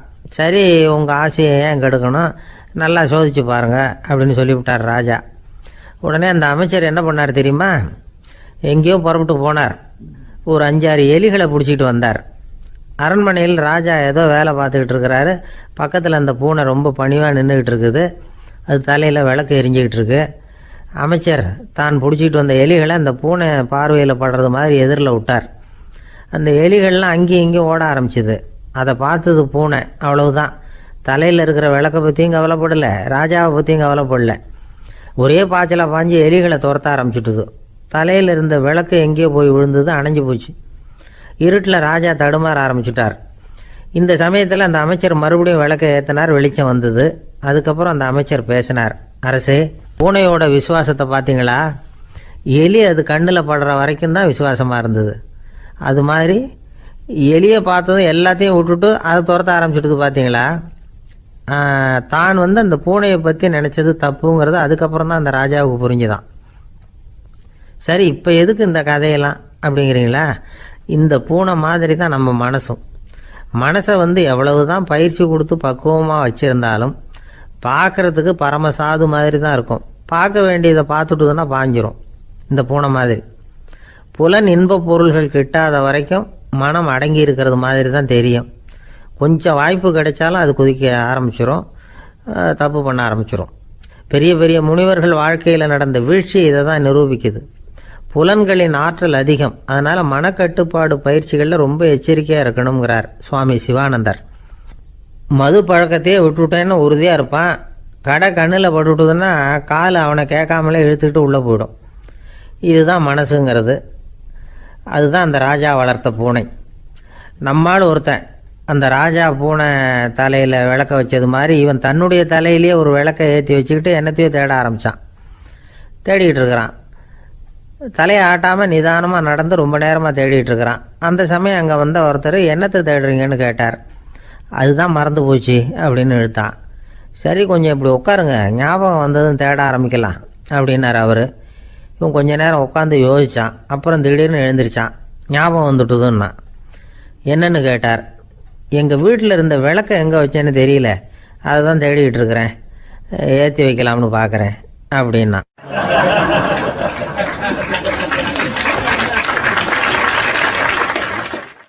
ஒரு ராஜா இருந்தார். நாடு பூராவும் நிறைய மரங்களை நட்டு வளர்க்கணுங்கிறது அவரோட ஆசை. தானே அதுக்கு முன்மாதிரியாக இருக்கணும்னு நினைச்சார். அரண்மனையை சுற்றி மரங்களை நட்டு வளர்த்தார். இதை பார்த்துட்டு ஜனங்களும் அவங்கவுங்க வீட்டை சுற்றி மரக்கன்றுகளை நட்டு வளர்த்தாங்க. கொஞ்ச காலத்தில் ஊர் பூரா பசுமையாக மாறிச்சு. எல்லாருக்கும் சந்தோஷமாக இருந்தது. இது ஒரு பக்கம் இருக்கட்டும். இப்போ நான் சொல்ல போகிற கதை வேற. அதாவது அந்த ராஜா ஒரு நாள் தன்னுடைய அரண்மனையை சுற்றி இருக்கிற விதவிதமான மரங்களை எல்லாம் போய் பார்த்தார். எப்படி இருக்கிறீங்க அப்படின்னு ஒவ்வொரு மரத்துக்கிட்டையும் விசாரிச்சாராம். எந்த மரமும் சந்தோஷமாக இருக்கிறதா தெரியல. அதுக்கும் மனசில் ஒரு குறை. முதல்ல ஆலமரத்துக்கிட்ட போனார். அது சொல்லிச்சு, மண்ணா நான் நல்லா பெருசாக வளர்ந்துருக்கிறேன், அடர்த்தியாக இருக்கிறேன், கிளையெல்லாம் 4 பக்கமும் நல்லா படர்ந்து தான் இருக்குது, இருந்தாலும் எந்த பிரயோஜனமும் இருக்கிறதா தெரியல எனக்கு. என்னுடைய பழம்லாம் ரொம்ப சின்னதாக இருக்குது, என் கண்ணுக்கு சரியாக புறப்பட மாட்டேங்குது. நான் இருக்கிற சைஸுக்கு என்னுடைய கிளையில் இருக்கிற பழம்லாம் எவ்வளவு பெருசாக இருக்கணும், அது இத்தனூண்டு இருக்கிறது எனக்கு பெரிய அவமானமாக இருக்குது. இப்படி இங்கே நின்றுக்கிட்டு இருக்கிறதே ரொம்ப கூச்சமாக இருக்குது. ஒரு நல்ல புயல் வந்ததுன்னா பேசாமல் சாஞ்சு விடலாமான்னு பார்க்குறேன் அப்படின்னு புலம்புது ஆலமரம். சரி இருக்கட்டும்னு நினச்சிக்கிட்டு ராஜா அடுத்தபடியாக ஒரு அத்தி மரத்துக்கிட்ட போனார். அதுவும் புலம்ப ஆரம்பிச்சுட்டுது. நான் கூட பெரிய மரம் தான், இல்லை இலையெல்லாம் அழகாக தான் இருக்குது, பழம் அழகாக இருக்குது, இருந்தாலும் உள்ள விஷயம் இல்லையே, அத்தி பழத்தை புட்டு பார்த்தா அத்தனையும் சொத்த அப்படின்னு பழமொழியே உண்டாயிட்டுதே. இப்படி ஒரு கெட்ட பேரோடு நான் இருக்கணுமா அப்படின்னு புலம்புது அது. சரி இது இருக்கட்டும் அப்படின்னு சொல்லி அடுத்தபடியாக வேப்ப மரத்துக்கிட்ட போனார். அது தன்னுடைய வேதனையை வெளியிட்டது. எனக்கு எவ்வளவோ மருத்துவ குணங்கள்லாம் இருக்கிறதா சொல்லிக்கிறாங்க, இருந்தாலும் என்ன பிரயோஜனம், என்னுடைய பழத்தை மனிதர்கள் யாரும் விரும்பி சாப்பிட்றது இல்லையே அப்படின்னுது. ராஜா அடுத்தாப்புல இருந்த ஒரு பனை மரத்துக்கிட்ட போனார். நான் நல்லா உயரமாக தான் வளர்ந்துருக்கிறேன், மற்ற மரங்கள்லாம் என்னை அண்ணாந்து தான் பார்க்கணும், இருந்தாலும் என்கிட்ட நிழலுக்காக யாரும் ஒதுங்கிறது இல்லையே அப்படின்னுது. என்ன இது எல்லா மரமும் இப்படி திருப்தி இல்லாமல் இருந்துகிட்டு இருக்குதே அப்படின்னு நினச்சிக்கிட்டே ராஜா அடுத்தபடியாக அங்கே இருந்த ஒரு பைன் மரத்துக்கிட்ட போனார். அழகாக உயரமாக பசுமையாக தான் இருந்தது, ஆனால் பழமோ பூவோ கிடையாது. அதை நினச்சி அது வருத்தப்பட்டுக்கிட்டு இருக்குது. ஓக் மரம் அது ஒன்று நின்றுட்டு இருந்தது. அது என்ன சொல்லிச்சுன்னா, இலையுதிர் காலத்தில் என் மேலே இருக்கிற எல்லா இலைகளும் உதிர்ந்து போடுது, முடி கொட்டின மனிதர்கள் மாதிரி மொட்டையாக நான் நிற்க வேண்டி இருக்குது, என்ன வாழ்க்கை இது அப்படின்னு சொல்லி அழுத்துக்கிட்டது. சரி புளிய மரம் என்ன சொல்லுது பார்ப்போம்னு அதுகிட்ட போனால், என்னுடைய நிழலில் யாருமே தங்க மாட்டாங்க, உடம்புக்கு சூடுன்னு ஒதுங்கி போயிடுவாங்க, அடிமரத்தை பார்த்தீங்கன்னா பட்டையெல்லாம் உறிஞ்சி பார்க்கறதுக்கே கேவலமாக இருப்பேன் அப்படின்னுது அது. முருங்கை மரம் என்ன சொல்லிச்சு தெரியுமா, என்னுடைய இலை காயெல்லாம் சாப்பிட்றவங்களுக்கு சத்து கொடுக்கறது வாசவம்தான், ஆனால் என் உடம்புல சத்தே கிடையாது, கொஞ்சம் வேகமாக காற்று அடிச்சதுன்னா முறிஞ்சி விழுந்துடுறேன், என்ன வாழ்க்கை இது அப்படின்னு சொல்லி அது வருத்தப்பட்டது. ராஜா யோசனை பண்ணார், என்ன இது மரங்கள் பூமியின் வரங்கள்னு சொல்கிறோம், மழை பெய்யறதுக்கு அதுதான் காரணம், பூமி செழிப்பாக இருக்கிறதுக்கும் அதுதான் காரணம், வீடு கட்டுறதுக்கு மரம், நாற்காலி செய்ய உபயோகப்படுத்துறதுக்கும் அதுதான் உபயோகப்படுது, மனுஷனுக்கு வேண்டிய ஆகாரங்களையும் கொடுக்குது, இப்படிலாம் இருந்தும் எல்லா மரமும் நிம்மதி இல்லாமல் இருந்துகிட்டு இருக்குதே அப்படின்னு நினைச்சார். அப்போ அங்கே இருந்த ஒரு மகிழ மரம் அவர் கண்ணில் பட்டுது. அந்த மரம் மட்டும் கொஞ்சம் நிம்மதியாக மகிழ்ச்சியாக இருக்கிறது மாதிரி தெரிஞ்சுது. உடனே ராஜா அதுகிட்ட போனார். உனக்கு மனசில் எதுவும் குறை இல்லையான்னு கேட்டார். இல்லை நான் சந்தோஷமாக தான் இருக்கேன்னு அந்த மகிழ மரம். அப்படியான்னு ஆச்சரியமாக கேட்டார் ராஜா. ஆமாம் மன்னா, இந்த இடத்துல நீங்கள் ஒரு முருங்கை மரத்தையோ வேப்ப மரத்தையோ கூட நட்டிருக்கலாம், ஆனால் இந்த இடத்துல நடுறதுக்கு என்ன தேர்ந்தெடுத்துருக்குறீங்க, அதுவே எனக்கு பெருமை, அதுவே எனக்கு திருப்தி அப்படின்னு தான் மகிழ மரம். மகிழ மரம் சாதாரணமாக தான் இருக்கும், இளம் மஞ்சள் நிறத்தில் பூக்கள், அது காய்ந்தும் மனம் வீசும். மகிழ மரம் மாதிரி மன திருப்தியோடு வாழறதுக்கு நாம் கற்றுக்கணுமா. நாம் இந்த உலகத்தில் ஒரு நாயாவோ நரியாவோ கூட பிறந்திருக்கலாம், மனுஷனாக பிறந்திருக்கிறோம், அதுவே பெருமை தானே. இந்த நிறைவு தான் மகிழ்ச்சியின் ரகசியம். ஒரு பையன் அப்பா கிட்ட போய், அப்பா நீங்கள் இந்த உலகத்தில் ஒரு மனுஷனாக பிறந்தது என்னோட அதிர்ஷ்டம் நானா. ஏண்டா அப்படி சொல்கிறேன்னு இருக்கார் அப்பா. நீங்கள் ஒரு கரடியாக பிறந்திருந்தா இந்நேரம் நானும் ஒரு கரடி குட்டியாக தானே இருந்திருப்பேன் அப்படின்னு நானா பையன்.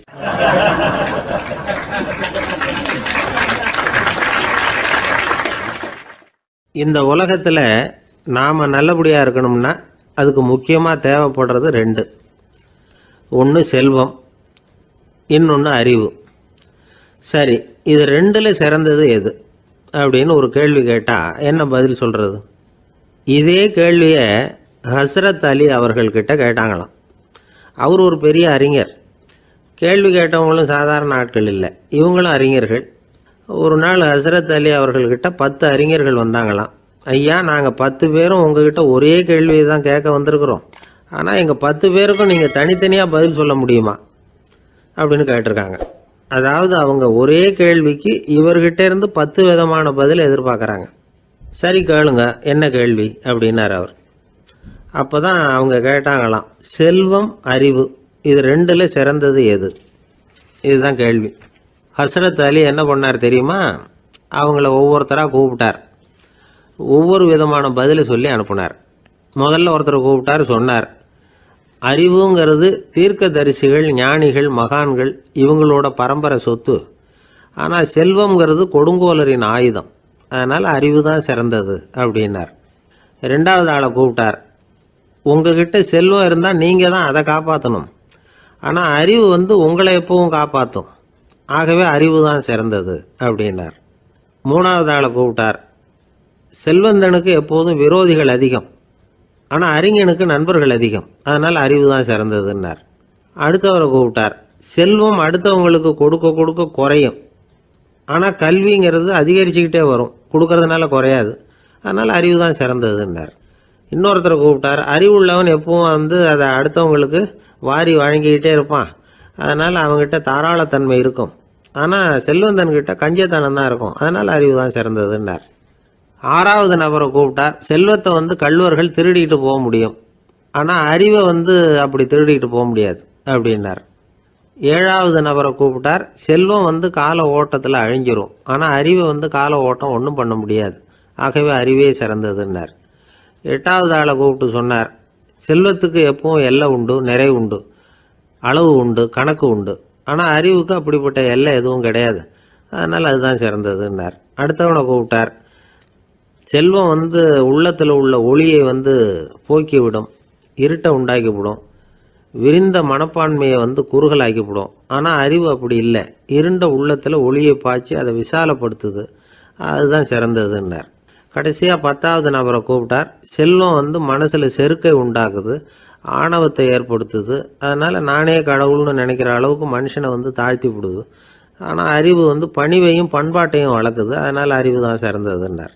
ஆக இப்படி 10 பேருக்கும் 10 விதமாக பதில் சொன்னது மூலமாக ஹஸ்ரத் அலி அவர்கள் அறிவு தான் செல்வத்தை விட சிறந்தது அப்படிங்கிறதுக்கு 10 காரணங்களை சுட்டி காட்டியிருக்கார். அந்த அறிஞர் 10 பேர் கேட்ட ஒரே கேள்விக்கு 10 பதில் சொன்னார். நமக்கு வேண்டிய ஒருத்தர் 10 பேர் கேட்ட கேள்விக்கு ஒரே பதில் சொல்லி சமாளித்தார். கேள்வி என்ன தெரியுமா? என்கிட்ட வாங்கின கடனை எப்போயா திருப்பி கொடுக்க போகிற? இதுதான் அந்த 10 பேரும் கேட்ட ஒரே கேள்வி. இந்த மாதம் 26ஆம் தேதி தந்துடுறேன் அப்படிங்கிற ஒரே பதில் சொல்லி அவ்வளவு பேரையும் இவர் அனுப்பி வச்சுட்டாராம். எல்லாரும் போனதுக்கப்புறம் இவரை தனியாக கூப்பிட்டு கேட்டிருக்கிறாங்க. அது என்ன சார் கணக்கு, 26ஆம் தேதி அன்னைக்கு என்ன அதிசயம் நடக்க போகுது அப்படின்னு கேட்டிருக்காங்க. அதிசயம் அன்னைக்கு இல்லை, அதுக்கு நாளே நடக்க போகுதுன்னாராம். விவரமாக சொல்லுங்கன்னு இருக்காங்க. வேற ஒன்றும் இல்லைங்க, 26ஆம் தேதி தானே எல்லாரையும் வர சொல்லியிருக்கிறேன், அதுக்கு நாளே நான் புறப்பட்டு தலைமறைவாயிட போகிறேன் அப்படின்னாராம், ரொம்ப பெருமையா.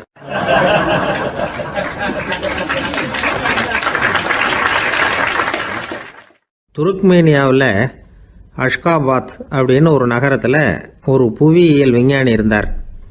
அவர் ஒரு நாய்க்குட்டி வளர்த்தார். ஒரு நாள் முன்னிரவு நேரம் ஒரு மேஜைக்கு முன்னாடி உட்காந்து அந்த விஞ்ஞானி ஏதோ கணக்கு போட்டுக்கிட்டு இருக்கிறார். அவருக்கு ஒரு சின்ன பெண் குழந்தை, அது தொட்டிலில் தூங்கிட்டு இருக்குது. அந்த நாய்க்குட்டியும் ஒரு மூலையில் படுத்து அது பாட்டுக்கு தூங்கிட்டு இருந்தது. ஒரே அமைதி. அந்த நேரத்தில் திடீர்னு அந்த நாய்க்குட்டி துள்ளி எழுந்திரிச்சிது. நேராக குழந்தைகிட்ட ஓடிச்சு. அந்த குழந்தைய அது போட்டிருந்த ட்ரெஸ்ஸோடு சேர்த்து கவ்வி தூக்குச்சு. தூக்கிக்கிட்டு வாசல் பக்கம் ஓடிச்சு. நாய்க்குட்டி குழந்தைய கவ்வி தூக்க முடியுமாங்கிற சந்தேகம் உங்களுக்கு இல்லையா? நீங்கள் நம்ம ஊர் நாய்க்குட்டியவே பார்த்து பழக்கப்பட்டிருக்கீங்க, அதனால் நம்புறதுக்கு சிரமமாக இருக்கும். அந்த ஊர்லெலாம் அது ரொம்ப ஸ்ட்ராங்காக இருக்கும், ஒரு ஏதோ கண்ணுக்குட்டி மாதிரி இருக்கும். விஞ்ஞானி அதை பார்த்துட்டார். உடனே அந்த நாய்க்கு வெறி பிடிச்சிட்டுதுன்னு முடிவு பண்ணிவிட்டு தன்னோட கை துப்பாக்கியை எடுத்துக்கிட்டு ஓடி வந்தார். அவர் வெளியில் நாய்க்குட்டி எங்கே அப்படின்னு பார்த்து தேடுறார். அந்த நேரத்தில் அந்த வீடு இடிஞ்சு விழுது. காரணம் பூமி அதிர்ச்சி. இப்படி பூமி அதிர்ச்சி உண்டாக போகுதுங்கிறது அந்த நாய்க்குட்டிக்கு முன்னாடியே தெரிஞ்சு போச்சு. அதுதான் குழந்தைய தூக்கிட்டு வெளியில் ஓடி வந்திருக்குது. அது மூலமாக அந்த குடும்பத்தையே காப்பாற்றி இருக்குது அந்த நாய்க்குட்டி. இந்த சம்பவம் நடக்கிறதுக்கு 3 நாளைக்கு முன்னாடியே சில பிராணிகளுக்கு இப்படி நடக்க போகுதுங்கிறது தெரிஞ்சிருக்குதான்.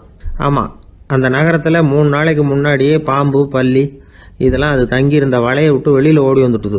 அதே மாதிரி அங்கே இருந்த புறாவெல்லாம் பறந்து போயிடுச்சான். இதே மாதிரி யுகோஸ்லோவியாவில் கூட ஒரு நகரம், அங்கே ஒரு நாள் ராத்திரி ஒரு மிருக காட்சி சாலையில் திடீர்னு ஒரு பெரிய கலவரம், கூச்சல், குழப்பம். அங்கே இருந்த கழுதை, புலி, யானை, பறவை எல்லாம் கண்ணாபின்னான்னு கத்த ஆரம்பிச்சுட்டுது. நீர் யானை அதுக்குன்னு போட்டிருந்த தடுப்பையே தாண்டி குதிச்சு வெளியில் வந்துட்டு தான். மறுநாள் தான் எல்லாருக்கும் விஷயம் புரிஞ்சுது. அடுத்த நாள் காலையில் அங்கே பூமி எதிர்ச்சி உண்டாயிட்டுது. இப்போ பாருங்க, அதாவது மனுஷனை போய் தீர்க்க தரிசி அது இதுன்னு சொல்லிட்டு இருக்கிறோம். இவனை விட அது பரவாயில்லைன்னு தோணுது.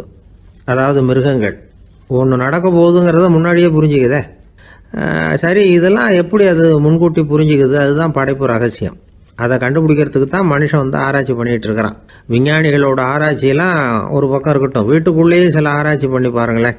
இப்போ சில யோசனை சொல்லி அதை சோதனை பண்ணி பாருங்க அப்படின்னு ஒருத்தர் சொன்னாராம். அதாவது இப்போ மழை வருமா வராதா அப்படின்னு தெரிஞ்சுக்கணுமா, உடனே ஒரு பூனைக்குட்டி பின்னாடியே மெதுவாக போய் அது என்ன செய்யுதுன்னு கவனித்து பார்க்கணும். பூனைக்குட்டி தன்னோட பாதத்தினால சுகத்தில் வந்து அப்படி கீறிக்கிட்டு இருக்கும். அப்படி கீறினா கண்டிப்பாக மழை வரும். சில சமயம் பூனைக்குட்டி அப்படி மல்லாந்து படுத்துக்கிட்டு பாதத்தை உயர தூக்கும், அப்படியும் இப்படியும் புரளும். இப்படி செஞ்சதுன்னா அன்னைக்கும் மழை இருக்காது. அதனால் முன்னாடி இருந்தது மழை வர்றதுக்கு அறிகுறி, இது மழை இல்லைங்கிறதுக்கு அறிகுறி. பறவைகள், பிராணிகள் இதுகளோட நடவடிக்கைகளை பார்த்துட்டு அதையெல்லாம் அடிப்படையாக வச்சு தான் காலநிலையை கண்டுபிடிக்கிற கருவிகளை கண்டுபிடிச்சிருக்கிறாங்க. வாத்து இருக்குல்ல, சில சமயம் தன்னோட அழகை தன்னோட இறகுகளில் அப்படியே புதைச்சிக்கும். அப்படி செஞ்சால் குளிர்காலம் வரப்போகுதுன்னு அர்த்தம். பருவநிலை குளிராக மாறப்போகுதுங்கிறதுக்கு இதுதான் அறிகுறி. சிட்டுக்குருவி இருக்குதுல்ல, அதெல்லாம் புழுதியில் உழுந்து புரளும், சிறகுகளை வந்து படபடன்னு அடிச்சுக்கும். அப்படி செஞ்சால் மழை வரப்போகுதுன்னு அர்த்தம். ஒன்று மட்டும் நாம் நல்லா தெரிஞ்சுக்கணும், இயற்கையின் சீற்றம்னு சொல்கிறோம் இல்லையா, இயற்கை ஏன் நம்ம மேலே கோவப்படுது? இயற்கையை நாம் அனுசரித்து போகிறதில்ல, அதனால் கோவப்படுது. காடுகளை அழிக்கப்படாது, விலங்குகளை கொல்லக்கூடாது, இயற்கை ஏற்படுத்தி வச்சிருக்கிற சமநிலையை கெடுக்கக்கூடாது. அதை புரிஞ்சுக்கிட்டு வாழ்ந்தோம்னா பூமியும் நடுங்காது, நாமளும் நடுங்க வேண்டிய அவசியம் இருக்காது. ஒருத்தர் இருந்தார், சாராய கடைக்கு போனாராம், நிறைய சாப்பிட்டார். அப்புறம் சொன்னார், இது ரொம்ப அற்புதமான சரக்கு போல இருக்கு.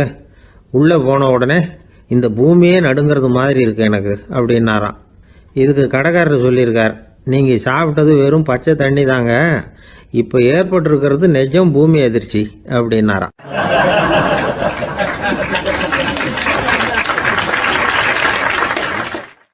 ஒரு ஊரில் ஒரு ராஜா இருந்தார். அந்த ராஜாவுக்கு ஒரு மந்திரி. ராஜா ரொம்ப நியாயமானவர், நேர்மையானவர், கண்டிப்பானவர். தப்பு செய்கிறது யாராக இருந்தாலும் தண்டனை கொடுப்பார். வேண்டியவங்களுக்கு ஒரு நியாயம், வேண்டாதவங்களுக்கு ஒரு நியாயங்கிறதெல்லாம் அவர்கிட்ட கிடையாது. ஒரு சமயம் அரசவையில் அந்த அமைச்சரே வந்து விதிமுறைகளுக்கு புறம்பா ஏதோ நடந்துகிட்டு இருக்கார். மன்னருக்கு கோபம் வந்துட்டுது. உடனே அந்த அமைச்சரை கிட்டத்தில் கூப்பிட்டு அவர் கன்னத்தில் ஓங்கி ஒரு அறை கொடுத்துட்டாராம். உடனே அந்த அமைச்சர் என்ன பண்ணார் தெரியுமா, நேராக போனார், அங்கே நின்றுக்கிட்டு இருந்த இன்னொருத்தர் கன்னத்தில் ஓங்கி அரைஞ்சார். அரை வாங்கினவர் திகைச்சு போயிட்டார். இவர் ஏன் நம்மளை வந்து அரைகிறார் அப்படின்னு யோசனை பண்ணார். மன்னரும் திகைச்சு போயிட்டார். நாம இவரை அரைஞ்சா அதுக்காக இவர் போய் இன்னொருத்தரை அரையணுமா அப்படின்னு யோசனை பண்ணார். இவருக்கு என்ன பைத்தியமானு கூட நினைக்க ஆரம்பிச்சுட்டார். ஆனால் என்ன ஆச்சுன்னா, அப்புறம் அமைச்சர் அவர் கவனிச்சுக்கிட்டு இருந்தாரா, அவர் இன்னொருத்தர் அரைஞ்சார் இல்லையா, அந்த அரை வாங்கின ஆசாமியை பார்த்து கத்திக்கிட்டு இருந்தார். யார்? அமைச்சர். ஏன்பா என்கிட்ட அறையை வாங்கிட்டு இப்படி விவரம் இல்லாமல் நின்றுட்டு இருக்கிறிய, நான் உனக்கு கொடுத்ததை நீ வேற யாருக்கிட்டையாவது கொடுத்துரு அப்படின்னார். உடனே அந்த ஆள் பார்த்தான், தனக்கு அடுத்தபடியாக நின்றுக்கிட்டு இருந்தவனை ஓங்கி ஒரு அரை அரைஞ்சான். அவன் கன்னத்தை தடவிட்டே யோசனை பண்ணான். இது ஏதோ புரிஞ்சுக்கிட்ட மாதிரி அடுத்தாப்புல நின்றுக்கிட்டு இருந்தவனை அரைஞ்சான். இப்படி இந்த அறை வந்து மாறி மாறி போய்கிட்டே இருக்குது. ஊர் பூரா பிரயாணம் பண்ண ஆரம்பிச்சுட்டுது. அன்னைக்கு ராத்திரி அந்த ராஜா படுக்கிறதுக்காக போனார். அந்த நேரம் பார்த்து அவர் கன்னத்தில் பலார்னு ஒரு அறை விழுந்தது. நம்மளே அரையிறது யாரு அப்படின்னு அதிர்ச்சியோட மன்னர் திரும்பி பார்க்குறாரு. அரைஞ்சது அவரோட மனைவி. என்னாச்சு உனக்குன்னு கத்துனார் ராஜா. உங்களுக்கு தெரியாதா, ஊர் பூரா ஒருத்தர் மாற்றி ஒருத்தர் மூலமாக இந்த அறை வந்து பிரயாணம் பண்ணிட்டு வருது அப்படின்னாங்க அந்த அம்மா. அப்படின்னா ஆரம்பித்த இடத்துக்கே வந்துட்டுதா அப்படின்னாராம் மன்னர். என்ன சொல்கிறீங்கன்னு கேட்டிருக்காங்க. இவர் விவரத்தை சொன்னாராம். அப்படின்னா நீங்கள் ஆரம்பித்து வச்ச இந்த விளையாட்டை நான் முடிச்சு வச்சுட்டேன் அப்படின்னாங்களாம் அந்த அம்மா. மறுநாள் காலை மறுபடியும் அரசவை கூடிச்சு அந்த அமைச்சர் மன்னரை பார்த்து கேட்டார், என்ன மகாராஜா, என்கிட்ட கொடுத்ததை திருப்பி வாங்கிட்டீங்களா அப்படின்னாராம். இப்படி நடக்கும்னு நான் எதிர்பார்க்கவே இல்லைன்னார் மன்னர். ஆனால் நான் எதிர்பார்த்தேன். அது எங்கே போயிட போகுது, ஊர் பூரா சுற்றி கடைசியில் உங்ககிட்ட தான் வந்து சேரும் அப்படிங்கிறது எனக்கு தெரியும் அப்படின்னார் அமைச்சர். இந்த கதை வந்து வேடிக்கையாக இருந்தால் கூட இதில் உள்ள கருத்து முக்கியமானது. இந்த உலகத்தில் பல கருத்துக்கள் இப்படி தான் மாறி மாறி சுற்றி வந்துக்கிட்டே இருக்குது. நம்மளும் ஒருத்தன் தன்னுடைய நண்பன் ஒருத்தனை கடத்தெருவில் பார்த்தான். உடனே ஓடி போய் பலார்னு ஒரு அறை கொடுத்தானான். அவன் கன்னத்தை தடவிட்டு ஏன்டா என்ன அரைஞ்சேன்னு கேட்டிருக்கான். நீ ஏன்டா என்ன முட்டாள்னு என் மனைவிட்ட போய் சொன்னேன் அப்படின்ட்டுருக்கான் அவன். உன்னை ஒரு முட்டாள்னு சொன்னதுக்காகவா நீ என்ன அரைஞ்ச அப்படின்னு கேட்டிருக்கான் இவன். டேய், நான் அதுக்காக அறையலப்பா, அது ஒரு பெரிய ரகசியம் நான் முட்டாளுங்கிறது. அந்த ரகசியத்தை நீ ஏன் எங்கள் வீட்டில் போய் சொன்னேன், அதுக்காக தான் அரைஞ்சேன் அப்படின்னு நானும் அவன்.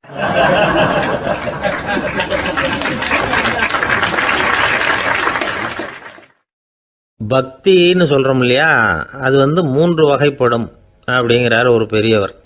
அது என்ன 3 வகைன்னா, தெய்வ பக்தி, அடியார்கள் பக்தி, குரு பக்தி. அடியார் பக்தியை விட தெய்வ பக்தியை விட குரு பக்தி தான் ரொம்பவும் சிறந்ததுங்கிறார் அவர். தெய்வத்துக்கிட்ட செஞ்ச பாவம் குருநாதர்கிட்ட தீர்ந்துருமா, குருநாதர்கிட்ட செஞ்ச பாவம் தெய்வத்துக்கிட்ட போனாலும் தீராதான். இப்படி பெரியவங்களாம் சொல்லி வச்சிருக்கிறாங்க. ஒரு காடு, அங்கே அயோத தௌமியர் அப்படின்னு ஒரு தபோதனர், அவர் பல மாணவர்களை ஒன்றா சேர்த்து ஒரு குருகுலம் நடத்திக்கிட்டு இருக்கிறார். பல தரப்பட்டவங்க பல திறப்பட்டவங்க மாணவர்கள் அதில் சேர்ந்து படிச்சுக்கிட்டு இருக்கிறாங்க. பாஞ்சால ராஜகுமாரன் ஒருத்தனும் அந்த குருகுலத்தில் சேர்ந்து படிச்சுக்கிட்டு இருக்கிறான். அவன் பேர் ஆருணி. பெரிய இடத்து புள்ள, இருந்தாலும் படுப்பில் ரொம்ப கெட்டிக்காரனாக இருந்தான். அவன் தான் அங்கே முதல் மாணவன். ஒரு நாள் குருநாதர் அந்த அரசகுமாரனை கூப்பிட்டார். நம்ம குருகுலத்துக்கு சொந்தமான வயலில் தண்ணீர் பெருகி வெள்ளம் பயிரை அழிக்குதான், அதனால் நீ போய் மடையை அடைச்சிட்டு வந்துரு அப்படின்னார். அந்த அரசகுமாரன் உடனே புறப்பட்டான். குருநாதர் சொல்லிட்டார்ல, உடனே புறப்பட்டான். நான் பெரிய இடத்து பிள்ளையாச்சே, ராஜகுமாரனாச்சே, ரொம்ப செல்வாக்கூட வளர்ந்தவனாச்சே, நான் போய் வயலில் இறங்கி வேலை செய்கிறதா அப்படின்னுலாம் அவன் நினைக்கல. குருநாதர் கட்டளையை நிறைவேற்ற வேண்டியது நம்ம கடமை அப்படின்னு நினச்சான். உடனே ஒரு மண்வெட்டியை தூக்கி தோளில் வச்சுக்கிட்டு புறப்பட்டு போயிட்டான். வயலுக்கு போனான். பார்த்தான், தண்ணி கரையை உடச்சிக்கிட்டு வயலுக்குள்ளே ஏகமாக பாஞ்சிக்கிட்டு இருக்குது. இவன் மண்வெட்டியால் களிமண்ணை புல்லோடு சேர்த்து புல் பத்த மாதிரி வெட்டி வெட்டி போட்டான். இருந்தாலும் மடையை அடைக்க முடியல.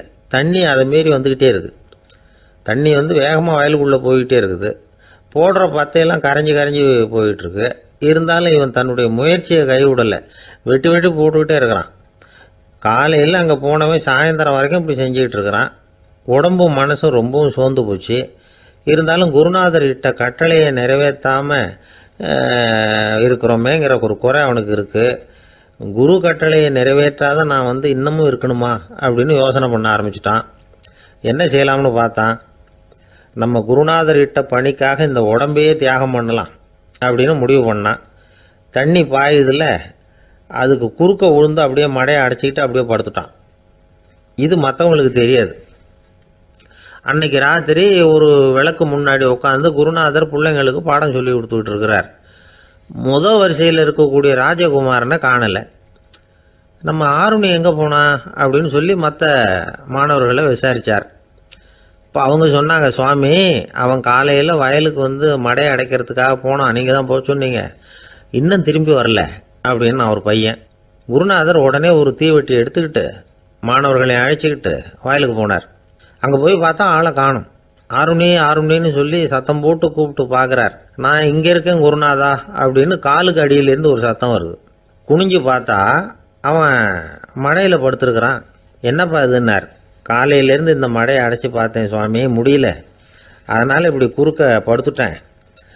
என்னை தாண்டறதுக்கு பயந்து போய் தண்ணியே தேங்கி நின்றுட்டுது அப்படின்னா.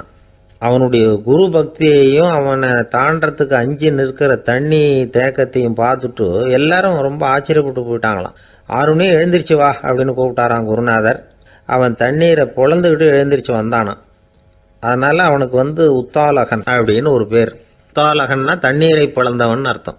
அந்த உத்தாலகன் மாதிரி இந்த காலத்து மாணவர்களுக்கும் குரு பக்தி வேணும் அப்படின்னு சொன்னோம் ஒரு பள்ளிக்கூடத்தில். உடனே நிறைய மாணவர்கள் எழுந்திரிச்சு நின்னாங்க. சார், நீங்கள் எங்களை இன்னமும் சரியாக புரிஞ்சுக்கலன்னு நினைக்கிறோம். அன்னைக்காவது ஒருத்தன் அப்படி இருந்தான், இன்றைக்கி ஏகப்பட்ட உத்தாலகர்கள் இருக்கிறோம். எங்கள் வாத்தியார் கட்டளை இட்டால் இப்போவே அது மாதிரி வயலுக்கு போய் மடையில் குறுக்கப்படுத்துக்கிறதுக்கு இந்த வகுப்பில் உள்ள அத்தனை பேரும் தயாராக இருக்கிறோம் அப்படின்னாங்க. அப்படியா அப்படின்னு சொல்லி கேட்டோம் ரொம்ப சந்தோஷமாக. ஒருத்தன் ரொம்ப அடக்கமாக எழுந்திரிச்சான். அப்புறம் சொன்னான், ஆமாம் சார், வகுப்பில் இவர் நடத்துகிற பாடத்தை கேட்டுக்கிட்டு இருக்கிறத விட பேசாமல் போய் மடையில் படுத்துடுறது ஒன்றும் கஷ்டமான காரியமாக இருக்காது. அதனால தான் எல்லாரும் அங்கே போகிறேன்னு சொல்கிறோம் அப்படிங்கிறான்.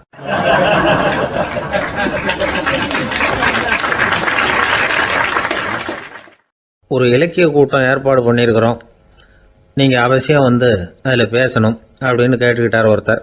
வேணாங்க, 4 பேருக்கு முன்னாடி நிற்கிறதுனா எனக்கு ரொம்ப கூச்சமாக இருக்கும் அப்படின்னாரு இவர். ஏன் சார் இன்னமும் குழந்தை மாதிரி கூச்சப்படுறீங்களே அப்படின்னார் அவர் ஒரு மாதிரியாக சமாளித்து அனுப்பி வச்சுட்டு அதுக்கப்புறம் அதை பற்றி இவர் யோசித்து பார்த்துருக்கார். சில நிபுணர்கள் எழுதியிருக்கிறத படித்தும் பார்த்துருக்கிறார். மனோதத்துவ நிபுணர்கள் என்ன சொல்கிறாங்க தெரியுமா? 10லேருந்து 20% குழந்தைகள் பிறக்கிறப்பவே கூச்ச சுபாவம் கொண்டதாக தான் இருக்குதான். ஒரு தாத்தா தன்னோட பேர பிள்ளைய ஆசையாக கூப்பிடுறார் விளையாட்டு காட்ட, அதை அழுதுகிட்டு ஓடி போகுது. ஒரு அம்மா தன்னோட பிள்ளைய பள்ளிக்கூடத்தில் சேர்க்கறதுக்காக கூப்பிட்டுக்கிட்டு போகிறாங்க. அந்த புள்ள அம்மாவோட முந்தானையில் ஒளிஞ்சிக்கிட்டு வெளில வரமாட்டேங்குது. இவங்களெல்லாம் எப்படி சமாளிக்கிறது? குழந்தைகளோட கூச்ச சுபாவத்தை போக்குறது எப்படி? இதுக்கு நிபுணர்கள் சில யோசனைகளை சொல்லியிருக்கிறாங்க. மற்றவங்களுக்கு முன்னாடி என் பையனுக்கு கூச்சம் ரொம்ப அதிகம் சார், மற்றவங்க பார்த்தா ரொம்ப வெக்கப்படுறான், இப்படி சொல்கிற அப்பாக்கள் உண்டு. என் பையன் புது மனுஷால பார்த்தா அட்டையாக ஒட்டிக்குவான் சார் அப்படின்னு சொல்கிற அப்பாக்களும் உண்டு. இப்படிலாம் குழந்தைகளுக்கு முத்திரை குத்துறது ரொம்ப தப்பான். புதுசாக யாராவது வீட்டுக்கு வந்தால் குழந்தை தானாக தன்னோட கூச்சத்தையும் பயத்தையும் போக்கிக்கிட்டு சகஜமாக மாறி வர்றதுக்கு வாய்ப்பு கொடுக்கணுமா. ஒரு கூட்டத்துக்கோ அல்லது சொந்தக்காரங்க கல்யாணத்துக்கோ குழந்தைய அழைச்சிட்டு போகிறீங்க, அங்கே போய் கட்டாயப்படுத்தி குழந்தைய மற்றவங்க கிட்ட பேச சொல்லக்கூடாது. சில சமயம் குழந்தை தானாக தன்னுடைய கூச்ச சுபாவத்தை விட்டு பேசுறதுக்கு முன் வந்தால் அதை பாராட்டணும். குழந்தை கலகலப்பு இல்லாமல் மௌனமாக இருந்ததுன்னா அதையும் கண்டுக்கக்கூடாது. குழந்தை பேச ஆரம்பித்தா அதை ஆர்வத்தோடு கவனிக்க தெரியணும். கலந்து உரையாடுற பழக்கத்தை வீட்லேயே ஆரம்பிக்கலாம். கேட்டதுக்கு பதில் சொல் அப்படின்னு நீங்கள் அதிகாரம் பண்ணிகிட்டு இருக்கக்கூடாது. அது குழந்தைக்கு பேசுகிற சந்தர்ப்பத்தை குறைச்சிருமா. இப்போ நாம் அதிகாரம் பண்ணால் கேலி செய்கிற பழக்கம் குழந்தைகளை ரொம்ப பாதிச்சிருமா. பெரியவங்களானதுக்கு அப்புறமும் சில பேர் கூச்சத்தோடவும் பயத்தோடவும் இருக்கிறதுக்கு இதுதான் காரணம். சின்ன வயசில் அவங்கெல்லாம் ஏதாவது கேலிக்கு ஆளாகி இருப்பாங்க. 2வது குழந்தை மூத்த குழந்தைய கேலிக்கு ஆளாகிற சந்தர்ப்பங்களை கண்டு கேலி பண்ணினா அது இளம் நெஞ்சங்களை விட்டு நீங்கிறதே இல்லையா. எப்பவும் குழந்தையோட நடை உடை பாவனைகளை பற்றி சொல்லிக்கிட்டே இருக்கக்கூடாதான். அதுவே கூச்ச சுபாவத்தை கொண்டுட்டு வந்துடுமா. அப்பா எங்கேன்னு யாராவது கேட்டால் இது மாதிரி இன்ன காரியத்துக்காக வெளியில் போயிருக்கார், இத்தனை மணிக்கு திரும்பி வருவார் அப்படின்னு சொல்கிற அளவுக்கு குழந்தைகளை பழக்கப்படுத்தி வைக்கணும். ஃபோன்லேயே யாராவது விசாரித்தா கூட இது மாதிரி பதில் சொல்லு அப்படின்னு சொல்லணும். சின்ன சின்ன மீட்டிங்கில் 4 வார்த்தை பேச தயார் பண்ணலாம். ஒரு கடையிலையோ அல்லது ஹோட்டல்லையோ ஏதாவது விவரம் கேட்கணும்னா உங்கள் குழந்தைய தைரியமாக அனுப்புங்க. குழந்தைகள் பணிவாகவும் பொறுமையாகவும் விவரம் கேட்குறப்போ கூச்ச சுபாவம் தானாக போயிடும். சின்ன வயசுலேயே இப்படிலாம் பழக்கப்படுத்தினா தான் வருங்காலத்தில் தைரியமாக இந்த சமுதாயத்தில் வாழ முடியும். இல்லைன்னா 60 வயசுலேயும் அடுப்பங்கரையை விட்டு வெளில வர்றதுக்கு கூச்சப்பட்டுக்கிட்டு தான் இருக்க வேண்டியிருக்கும். இந்த காலத்து பிள்ளைங்க எவ்வளவோ பரவாயில்ல, எதுக்கும் தயங்குறதில்ல, கூச்சப்படுறதில்ல.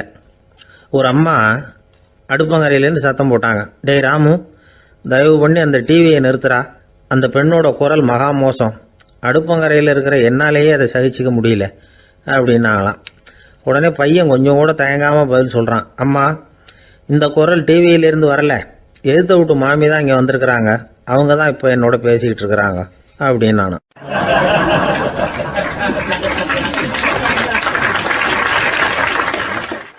ஐயா, உங்கள் பேரை தொடர்ந்து தினம் கேட்டுக்கிட்டு இருக்கிறேன் அப்படின்னார் ஒருத்தர். தொடர்ந்து கேட்குறீங்களே, உங்களுக்கு காது வலிக்கலையா அப்படின்னு கேட்டோம். பேசுகிற உங்களுக்கே வாய் வலிக்கலை அப்படிங்கிறப்போ கேட்குற எங்களுக்கு எப்படி காது வலிக்கும் அப்படின்னார். நம்ம உடம்புல ஒரு அதிசயம் என்ன தெரியுமா? ரொம்ப நேரம் நாம் நடக்கிறோம்னு வச்சுக்கோங்க, கால் வலிக்கும். ரொம்ப நேரம் வேலை செஞ்சால் கை வலிக்கும், உடம்பு வலிக்கும். ரொம்ப நேரம் பார்த்துக்கிட்டே இருந்தால் கண்ணு வலிக்கும். ரொம்ப நேரம் பேசிக்கிட்டே இருந்தால் வாய் கூட வலிக்கும். ஆனால் ரொம்ப நேரம் கேட்டுக்கிட்டே இருக்கிறதுனால காது வலிக்கிறது இல்லை. அதனால் கேட்கறதுக்கு முக்கியத்துவம் கொடுத்தாங்க நம்ம பெரியவங்க. திருவள்ளுவர் தேவையில்லாமல் வார்த்தைகளை உபயோகப்படுத்த மாட்டார். ஒரு திருக்குறள்னு எடுத்துக்கிட்டாவே அதில் மொத்தம் 7 வார்த்தைகள், அவ்வளவுதான். அப்படி 7 வார்த்தைகள் மட்டுமே உள்ள ஒரு திருக்குறளில் வள்ளுவர் ஒரே வார்த்தையை 5 தடவை உபயோகப்படுத்தியிருக்கிறார், திரும்ப திரும்ப பயன்படுத்தியிருக்கிறார். அப்படின்னா அதை எந்த அளவுக்கு வலியுறுத்தி சொல்கிறார் அப்படிங்கிறத நாம் புரிஞ்சுக்கணும். அது என்ன குறள்? செல்வத்துள் செல்வம் செவிச்செல்வம், அச்செல்வம் செல்வத்துள் எல்லாம் தலை. செவிச்செல்வம்ங்கிறது அவ்வளவு முக்கியமானது. கற்றலின் கேட்டல் நன்று. அதிகம் கேட்கணுங்கிறதுக்காக தான் எவ்வளவு கேட்டாலும் காது வலிக்கிறது இல்லை. குறைச்சலாக பேசணும், அதிகமாக கேட்கணும். இன்னொரு விஷயம் கவனிங்க, நம்ம உடம்புல கண்ணுக்கு மூடி இருக்குது, எதையாவது நாம் பார்க்க விரும்பலைன்னா உடனே கண்ணை மூடிக்கலாம். நம்ம வாய்க்கு மூடி இருக்குது, பேச விருப்பம் இல்லையா, வாயை மூடிக்கலாம். மூக்குக்கு கூட மூடிக்கிற வசதி இருக்குது, எதையாவது முகர விருப்பம் இல்லையா, மூச்சை அடக்கிக்கலாம். ஆனால் பாருங்கள், காதுக்கு மூடி கிடையாது, அதை கையால் தான் மூட முடியும். யார் என்ன சொன்னாலும் அது நல்லதோ கெட்டதோ காதில் விழுந்துக்கிட்டு தான் இருக்கும். அறிவு தான் நல்ல விஷயங்களை எடுத்துக்கிட்டு கெட்ட விஷயங்களை விட்டுடணும். நல்ல கருத்துக்கள் நம்ம காதில் நிறைய விழுந்துக்கிட்டே இருக்கணும். அதை கேட்டு நாம் நல்லபடியாக வாழணுங்கிறது தான் படைப்பின் விருப்பம். ஆன்மீகவாதிகள் கூட ஒன்று சொல்லுவாங்க, அதாவது ஆன்மீக பாதையில் நீங்கள் முன்னேறணும்னா முதல்ல சிரவணம் செய்யணும்பாங்க. அதாவது பெரியவங்க சொல்கிற நல்ல கருத்துக்களை கேட்கணும் அப்படின்னு அதுக்கு அர்த்தம். அதனால் யார் நல்ல கருத்துக்களை சொன்னாலும் அதை காது கொடுத்து கேளுங்க. இவ்வளவு கருத்துக்களையும் நம்ம நேயர் ஒருத்தர்கிட்ட சொல்லிகிட்டு இருந்தோம். அவரும் சரி சரின்னு தலையாடிக்கிட்டே இருந்தார். அப்புறம் சொன்னார், நீங்கள் சொல்கிறது சரிதான் சார், காதுக்கு மூடி இல்லைங்கிறது ரொம்ப சரி, அதனால தான் உங்கள் தகவல் கூட நாங்கள் விரும்புகிறோமோ இல்லையோ தினம் காதில் விழுந்துக்கிட்டு இருக்குது அப்படின்னார். எங்களுக்கு ரொம்ப பெருமையாக இருந்தது. அப்படியா அப்படின்னோம். ஆனாலும் என்ன மாதிரி சில பேர் நீங்கள் தகவல் சொல்கிற சமயத்தில் காதில் மூடி இல்லையேன்னு சொல்லி கவலைப்படுறதில்ல சார் அப்படின்னார். ஏன்னு கேட்டோம். காதை மூடுறதுக்கு தானே வசதி இல்லை, ரேடியோவை மூடுறதுக்கு வசதி இருக்குதுல்ல, அதனால் டக்குன்னு அதை மூடி வச்சுருவோம் அப்படின்னார்.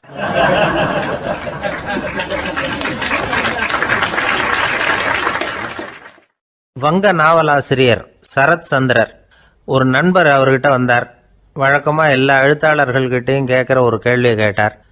நீங்கள் எழுத்துத்துறைக்கு வந்தது எப்படி? இதுதான் கேள்வி. அதை தெரிஞ்சு என்ன பிரயோஜனம்னார் சரத் சந்திரர். சும்மா சொல்லுங்களேன், தெரிஞ்சுக்கிறேன் அப்படின்னார் வந்தவர். சரி சொல்கிறேன்னு ஆரம்பித்தார். நான் ரங்கூனில் வேலை பார்த்துக்கிட்டு இருந்தேன். சம்பளம் பத்தில், வேலையும் பார்த்துக்கிட்டு ஒரு பலசரக்கு கடை வைக்கலாம்னு நினச்சேன். என்னால் மளிகை கடை வச்சு சரியாக நடத்த முடியுமாங்கிற சந்தேகம் என் மனைவிக்கு. அதை சோதனை பண்ணி பார்க்கணுங்கிறதுக்காக சில பொருள்களின் அளவு, அதோட விலை, இப்படி சிலதை சொல்லி எல்லாத்தையும் மனக்கணக்காக கூட்டி போட சொன்னாங்க. என்னால் சரியாக கூட்டி சொல்ல முடியல. உங்களால் மளிகை கடை நடத்த முடியாதுன்னு சொல்லிவிட்டாங்க. உடனே என்ன பண்ணுறது, வேறு வழி இல்லை, கதை எழுத ஆரம்பிச்சிட்டேன் அப்படின்னார்.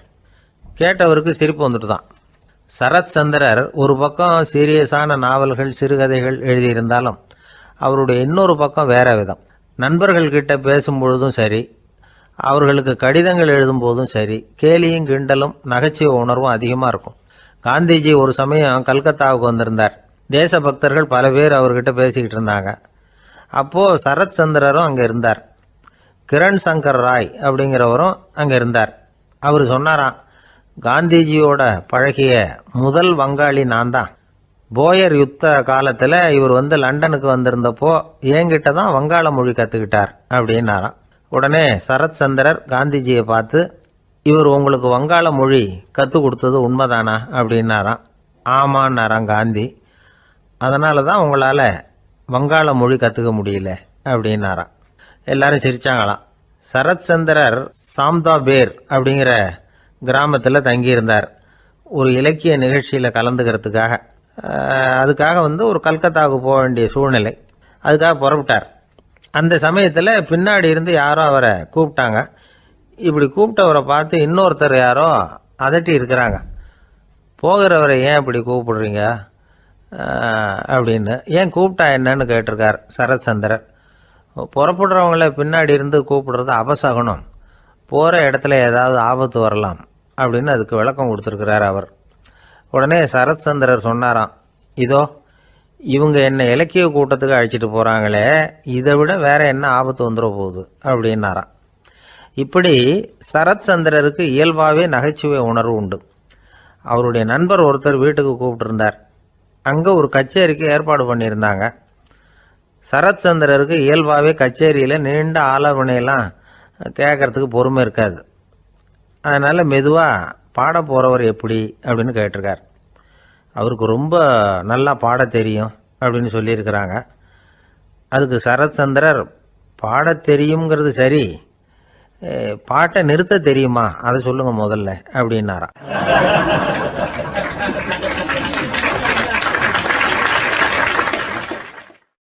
கங்கை கரை தோட்டம் பக்கத்தில் ஒரு ஆசிரமம், அங்கே ஒரு பெரியவர் தங்கியிருக்கிறார். அவர் தான் ராமகிருஷ்ண பரமஹம்சர். அந்த ஆசிரமம் இருந்த இடம் கரக்பூர். வங்காளத்தில் பொதுவாக எல்லாரும் மீன் சாப்பிட்றது உண்டு. கங்கையில் குளிச்சுட்டு கையில் ஒரு மீனோடு வர்றது வழக்கம்.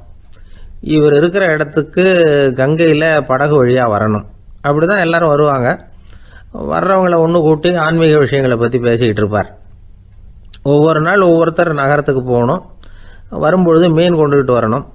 அதுக்கு ஒரு அட்டவணையே உண்டு ஆசிரமத்தில். அது பிரகாரம் ஒரு நாள் சுவாமி யோகானந்தர் படகில் போனார். படகை செலுத்தினவங்க ராமகிருஷ்ணரையும் சுவாமி யோகானந்தரையும் மற்றவங்களையும் பித்தர்கள் அப்படின்னு சொல்லி ஏளனமாக பேசினாங்க. அவங்க என்ன பைத்தியம் பிடிச்சவங்க அப்படிங்கிறது மாதிரி. சுவாமி யோகானந்தருக்கு ரொம்ப மென்மையான இதயம்.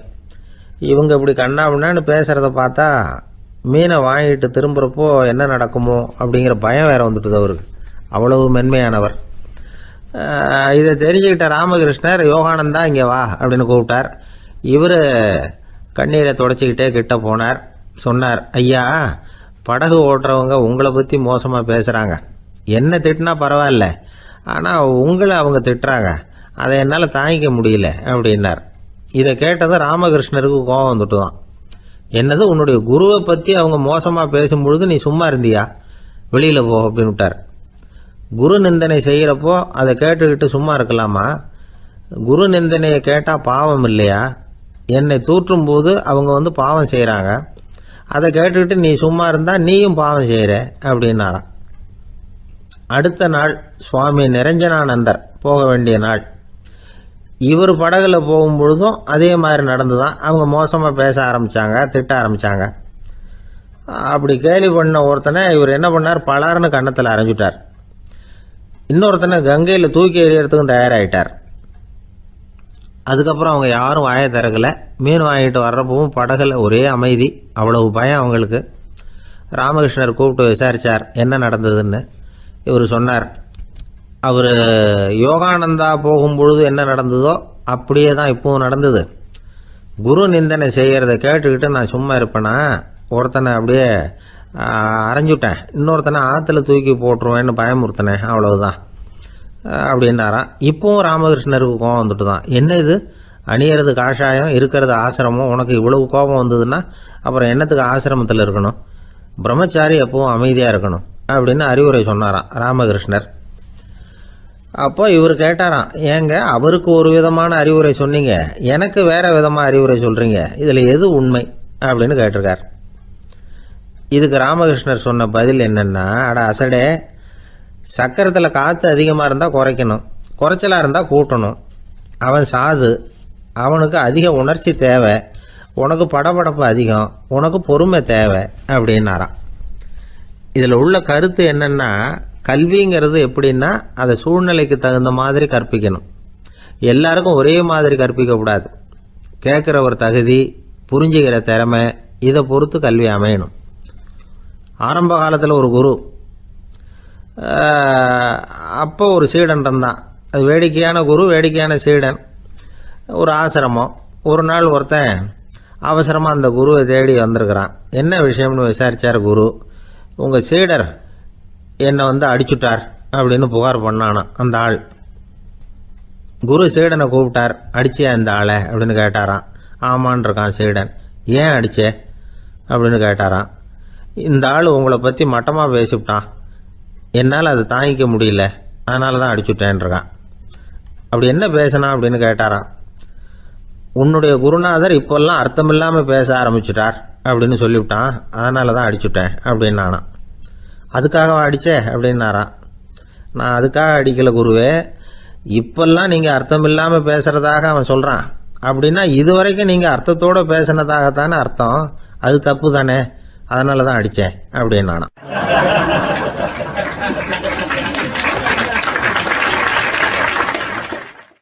ஒரு பெரியவர் உட்கார்ந்துருக்கிறார். அவரை சுற்றி அவருடைய தோழர்கள் உட்கார்ந்துருக்கிறாங்க. ஏதோ ஒரு முக்கியமான செய்தியை அவர் அவங்களுக்கு சொல்லிகிட்டு இருக்கிறார். அவங்களும் ஆர்வமாக கேட்டுக்கிட்டு இருக்கிறாங்க. இந்த சமயத்தில் யாரோ ஒரு ஆள் வேகமாக அங்கே வர்றார். வர்ற வேகத்திலேயே எனக்கு ஏதாவது உதவி செய்யுங்க அப்படின்னு கேட்டுக்கிட்டே வர்றார். கேட்கறது உதவி, ஆனால் குரல் மிரட்டுறது மாதிரி இருக்கு, அதட்டி கேட்கறது மாதிரி இருக்கு. இதை கேட்டதும் அந்த பெரியவர் ஆத்திரப்படலை, ஆனால் அவரை சுற்றி இருந்தவங்க ஆத்திரப்பட்டாங்க. இதை பெரியவர் கவனிச்சார். கொஞ்சம் அமைதியாக இருங்கன்னார். வந்தவரை கூப்பிட்டார். அவருக்கு சில பொருள்களை கொடுத்தார். என்னங்க இப்போ உங்களுக்கு மகிழ்ச்சி தானே அப்படின்னார். ஆ அப்படின்னு அலட்சியமாக அவர் சொல்கிறார். நான் உங்களை நல்ல முறையில் நடத்தினேன்னா அப்படின்னு கேட்குறாரு அவர் மறுபடியும். அதெல்லாம் ஒன்றும் இல்லை அப்படின்னு சொல்லி அவர் சொல்லிகிட்டு இருக்கிறாரு. குரலில் கடுமை குறையில. சுற்றி இருந்தவங்களால இதை பொறுத்துக்க முடியல. கோபத்தோடு அவரை நோக்கி நெருங்க ஆரம்பித்தாங்க. பெரியவர் அவங்களையெல்லாம் தடுத்து நிறுத்தினார். வந்தவரை வாங்க என்னோட அப்படின்னு சொல்லி அழைச்சிட்டு போனார். வீட்டுக்கு போனார். அங்கே போனதும் இன்னும் சில பொருள்களை எடுத்து அவர்கிட்ட கொடுத்தார். இப்போ திருப்தி தானே, நான் உங்ககிட்ட நல்ல முறையில் நடந்துக்கிட்டேனா அப்படின்னார். அவர் முகம் இப்போ தான் கொஞ்சம் மலர்ந்தது. ரொம்ப நன்றி, இறைவன் உங்கள் குடும்பத்துக்கு எல்லா நன்மைகளையும் செய்வான் அப்படின்னு சொன்னார். இதே வார்த்தைகளை என்னுடைய தோழர்கள்கிட்டே சொல்லிட்டீங்கன்னா அவங்க கோபம் தணிஞ்சிரும், வர முடியுமான்னார். கண்டிப்பாக வர்றேன் அப்படின்னாரு. மறுநாள் காலையில் அந்த இடத்துக்கு வந்தார். அதே மாதிரி சொல்லிவிட்டு அவர் போயிட்டார். தோழர்கள்லாம் ரொம்ப வியப்போடு பெரியவரை பார்த்தாங்க. அந்த பெரியவர் தான் நபிகள் நாயகம். அவர் சொன்னார், ஒருத்தன் ரொம்ப ஆசையாக ஒரு ஒட்டகத்தை வளர்த்துக்கிட்டு வந்தான். ஒரு நாள் அந்த ஒட்டகம் கயத்தை அறுத்துக்கிட்டு ஓடி போயிட்டுது. அக்கம் பக்கத்தில் இருக்கிறவங்கெல்லாம் அந்த ஒட்டகத்தை பிடிக்கிறதுக்கு முயற்சி பண்ணாங்க. அதை துரத்திக்கிட்டு ஓடினாங்க. ஒட்டகம் தாறுமாறாக ஓட ஆரம்பிச்சுது. இந்த சமயத்தில் ஒட்டகத்தை வளர்த்தவன் அங்கே ஓடி வந்தான். நீங்கள் அதை ஒன்றும் செய்ய வேணாம், விட்டுருங்க, அதோட சுபாவம் எனக்கு நல்லா தெரியும், அதை சுலபமாக என்னோட வழிக்கு கொண்டுட்டு வந்துட முடியும், நான் பார்த்துக்கிறேன், விட்டுருங்கோ அப்படின்னா. எல்லாரும் விலைக்கு போயிட்டாங்க. இவன் என்ன செஞ்சான் தெரியுமா? கொஞ்சம் புல்லை கையில் எடுத்துக்கிட்டு அந்த ஒட்டகத்தை நெருங்கினான். அவ்வளவுதான். அது ஓடி இவன் காலடியில் உட்காந்துக்கிட்டது. செல்லமாக அதை அப்படியே தடவி கொடுத்தான். முதுகில் ஏறி உட்காந்துக்கிட்டான். அது பாட்டுக்கு சாதுவாக நடந்து போகுது. இந்த கதையை நபிகள் நாயகம் தம்முடைய தோழர்களுக்கு சொல்கிறார். ஒட்டகத்தை மட்டும் இல்லை, சில மனிதர்களையும் கூட சில விதத்தில் அணுகிதான் அவர்களை சீர்திருத்த வேண்டியிருக்குது அப்படிங்கிறத அவங்களுக்கு உணர்த்தினார். இது ஒரு அழகான உளவியல் அணுகுமுறை. சில குடும்ப தலைவர்கள் கூட இந்த ஒட்டகம் மாதிரி நடந்துக்கிறது உண்டு, அப்புறம் அடங்கி போகிறதும் உண்டு. ஒரு குடும்ப தலைவர் காலையில் எழுந்திரிச்சதுலேருந்து சத்தம் போட்டு கத்திக்கிட்டு இருப்பார். பக்கத்தில் இருந்தவங்கெல்லாம் ஓடி போய் சமாதானம் பண்ணி பார்த்தாங்க. அவர் ஓயறது மாதிரி தெரியல. கடைசியில் அவர் மனைவி வந்தாங்க. நீங்கள் எல்லாம் விலகி போயிடுங்க, அவர் சுபாவம் எனக்கு தெரியும், நான் பார்த்துக்கிறேன் அப்படின்னாங்க. சரின்னு எல்லாரும் போயிட்டாங்க. சாயந்தரமாக பார்க்குறாங்க, அவர் சத்தம் இல்லாமல் ஒரு மூலையில் உட்காந்துருக்கிறார். ரொம்ப சாதுவா. ஆச்சரியமாக இருந்தது. என்னம்மா பண்ணீங்கன்னு கேட்டாங்க. அது ஒன்றும் இல்லைங்க, ஒரு வேளை சாப்பாட்டை நிறுத்தினேன், பட்னி போட்டேன், அவ்வளவுதான் அப்படின்னாங்க அந்த அம்மா.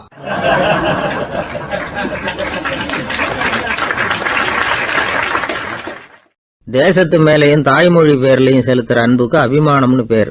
தேசாபிமானம்னு சொல்றமே இதுதான். ஒரு கணவன் மனைவி பேர்ல காட்டுற அன்புக்கு காதல்னு பேரு. கடவுள் பேர்ல செலுத்துற அன்புக்கு பக்தின்னு பேரு. இப்படி அன்புல பல ரகம் இருக்கிறப்போ அதுல உள்ள வித்தியாசம் தெரியாம இடம் மாத்தி அன்பு காட்டினா இடைஞ்சல் தான். சரி, இந்த அன்பை பத்தி விஞ்ஞானம் என்ன சொல்லுது தெரியுமா? இதயத்தை பாதுகாக்கிறதுக்கு முக்கியமா தேவைப்படுற ஒண்ணு இந்த அன்புதான்னு சொல்லுது. நெதர்லாந்து விஞ்ஞானிகள் இதை ஆராய்ச்சி பண்ணியே கண்டுபிடிச்சிருக்கிறாங்க. கொஞ்சம் முயல் குட்டிகளை 2 பிரிவா பிரிச்சாங்க. 2 குரூப்புக்கும் கொழுப்பு அதிகமா உள்ள ஆகாரத்தையே கொடுத்துட்டு வந்தாங்க. ஆனா ஒரு குரூப்புக்கு வெறுமன ஆகாரத்தை கொடுத்ததோட சரி, இன்னொரு குரூப் முயல்களுக்கு ஆகாரம் கொடுத்ததோட நிறுத்திக்கல. அதுக்கு முன்னாடி கூண்டுகளை திறந்து விட்டு முயல்களை கொஞ்ச நேரம் எடுத்து கொஞ்சி விட்டு அதுக்கப்புறமா ஆகாரம் கொடுத்தாராம் ஆராய்ச்சியாளர். இந்த குரூப்புக்கு இதய பாதிப்பு 60% குறைச்சலா இருந்துதான். சில நோயாளிகளுக்கு ஹார்ட் அட்டாக் வந்தாலும் அதை தாங்கிக்கிட்டு குணமாகிற சக்தி அதிகமா இருக்குது. இது எப்படின்னு ஆராய்ச்சி பண்ணி பார்த்துருக்கிறாங்க. அவங்கெல்லாம் மனைவி தன் பேர்ல ரொம்ப அன்பா இருக்கிறதாக நினைக்கிறவங்களா இருக்கிறாங்களாம். இதய நோயாளிகள் பல பேரை சந்திச்சு இதய நோய் ஏற்பட என்ன காரணம்னு கேட்டிருக்கிறாங்க. அவங்க சொன்ன காரணம்லாம் சாப்பாடு சம்பந்தமா இல்லையா, மனைவி அன்பா இல்ல, இப்படிப்பட்ட காரணத்தை தான் சொல்றாங்களாம். அதனால இதயத்தை பாதுகாக்கணும்னு நினைக்கிறவங்க அடுத்தவங்க அன்பா இருக்கிறது மாதிரி பாத்துக்குங்க, அதுதான் முக்கியம். ஒருத்தர் முகம் பூரா பிளாஸ்டரி போட்டுட்டு வந்தார், ரொம்ப கோபமா. என்னங்க ஆச்சுன்னு விசாரிச்சேன். எல்லாம் உங்களால தான் சார்னார். விவரமா சொல்லுங்களேன். என்ன உங்க தகவலை கேட்டுட்டு ஒரு பூனைக்குட்டியை கையில எடுத்தேன், அன்பா அதை தடவி கொடுக்கறதுக்காக. ஆனா அது முந்திக்கிட்டது, அது என் முகத்தை தடவி கொடுத்துட்டுது. முகம் பூரா நகை கீறல், அதுதான் இப்படி அப்படின்னார்.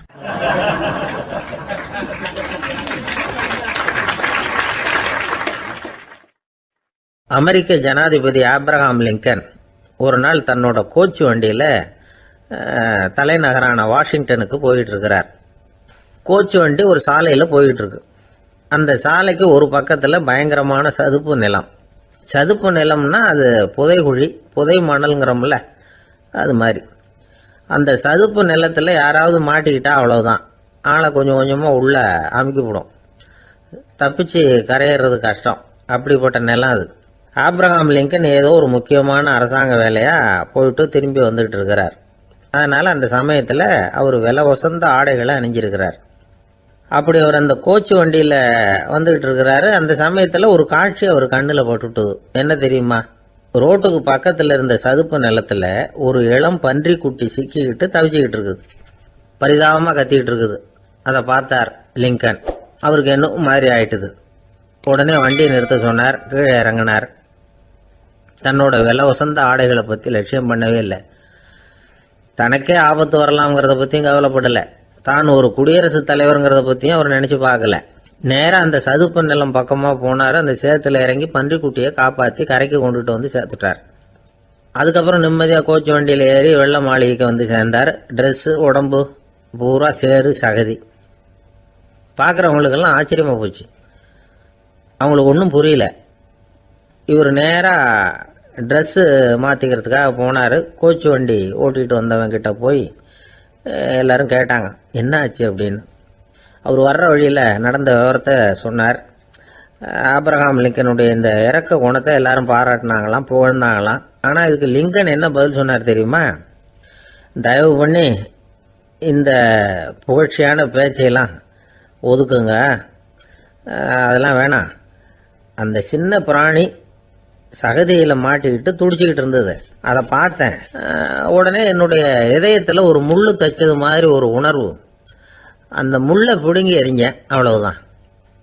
உண்மையில அந்த பிராணிக்கு நான் உதவினேங்கிறத விட எனக்கு ஏற்பட்ட இன்னலை போக்கிக்கிட்டேன் அப்படிங்கிறது தான் உண்மை. அதுதான் பொருத்தம். அப்படி இருக்கிறப்போ இதுல புகழறதுக்கு என்ன இருக்குது அப்படின்னாரு ஆப்ரஹாம் லிங்கன். எவ்வளவு யதார்த்தமான வார்த்தைகள் பாருங்க. இந்த காலத்துல நம்மளையும் பல பேர் அப்படி உண்டு. நீச்சல் தெரியாத ஒரு ஆளு தண்ணியில இறங்கிட்டான். தண்ணி ஆழம்ங்கிறது அப்புறமா தான் தெரிஞ்சுது. தத்தளிக்க ஆரம்பிச்சுட்டான். வாழ் வாழ்னு கத்துறான். கரையில நின்றுட்டு இருந்த ஒருத்தர் இதை பார்த்தார். உடனே அவருக்கு இதயத்துல முள்ளு தச்சது மாதிரி ஒரு உணர்வு. உடனே குபீர்னு தண்ணியில பாஞ்சார். அவரை காப்பாத்தி கரைக்கு கொண்டுட்டு வந்து சேர்த்தார். இத பார்த்துக்கிட்டு இருந்த இன்னொருத்தர் காப்பாத்தின அந்த ஆளை பாராட்டி புகழ்ந்தார். என்ன புகழாதீங்க சார் அப்படின்னார் அவர். ஏன்னு கேட்டார் இவர். நான் அந்த ஆளை ஏன் காப்பாத்தினேன் தெரியுமா? அவன் நேத்திக்கு என்கிட்ட 300 ரூபா கடன் வாங்கியிருக்கிறான். இவன் தண்ணியில போட்டான்னா நான் கொடுத்த கடனும் தண்ணியில போடும். அதனாலதான் விழுந்து காப்பாத்தினேன் அப்படின்னா அந்த ஆள்.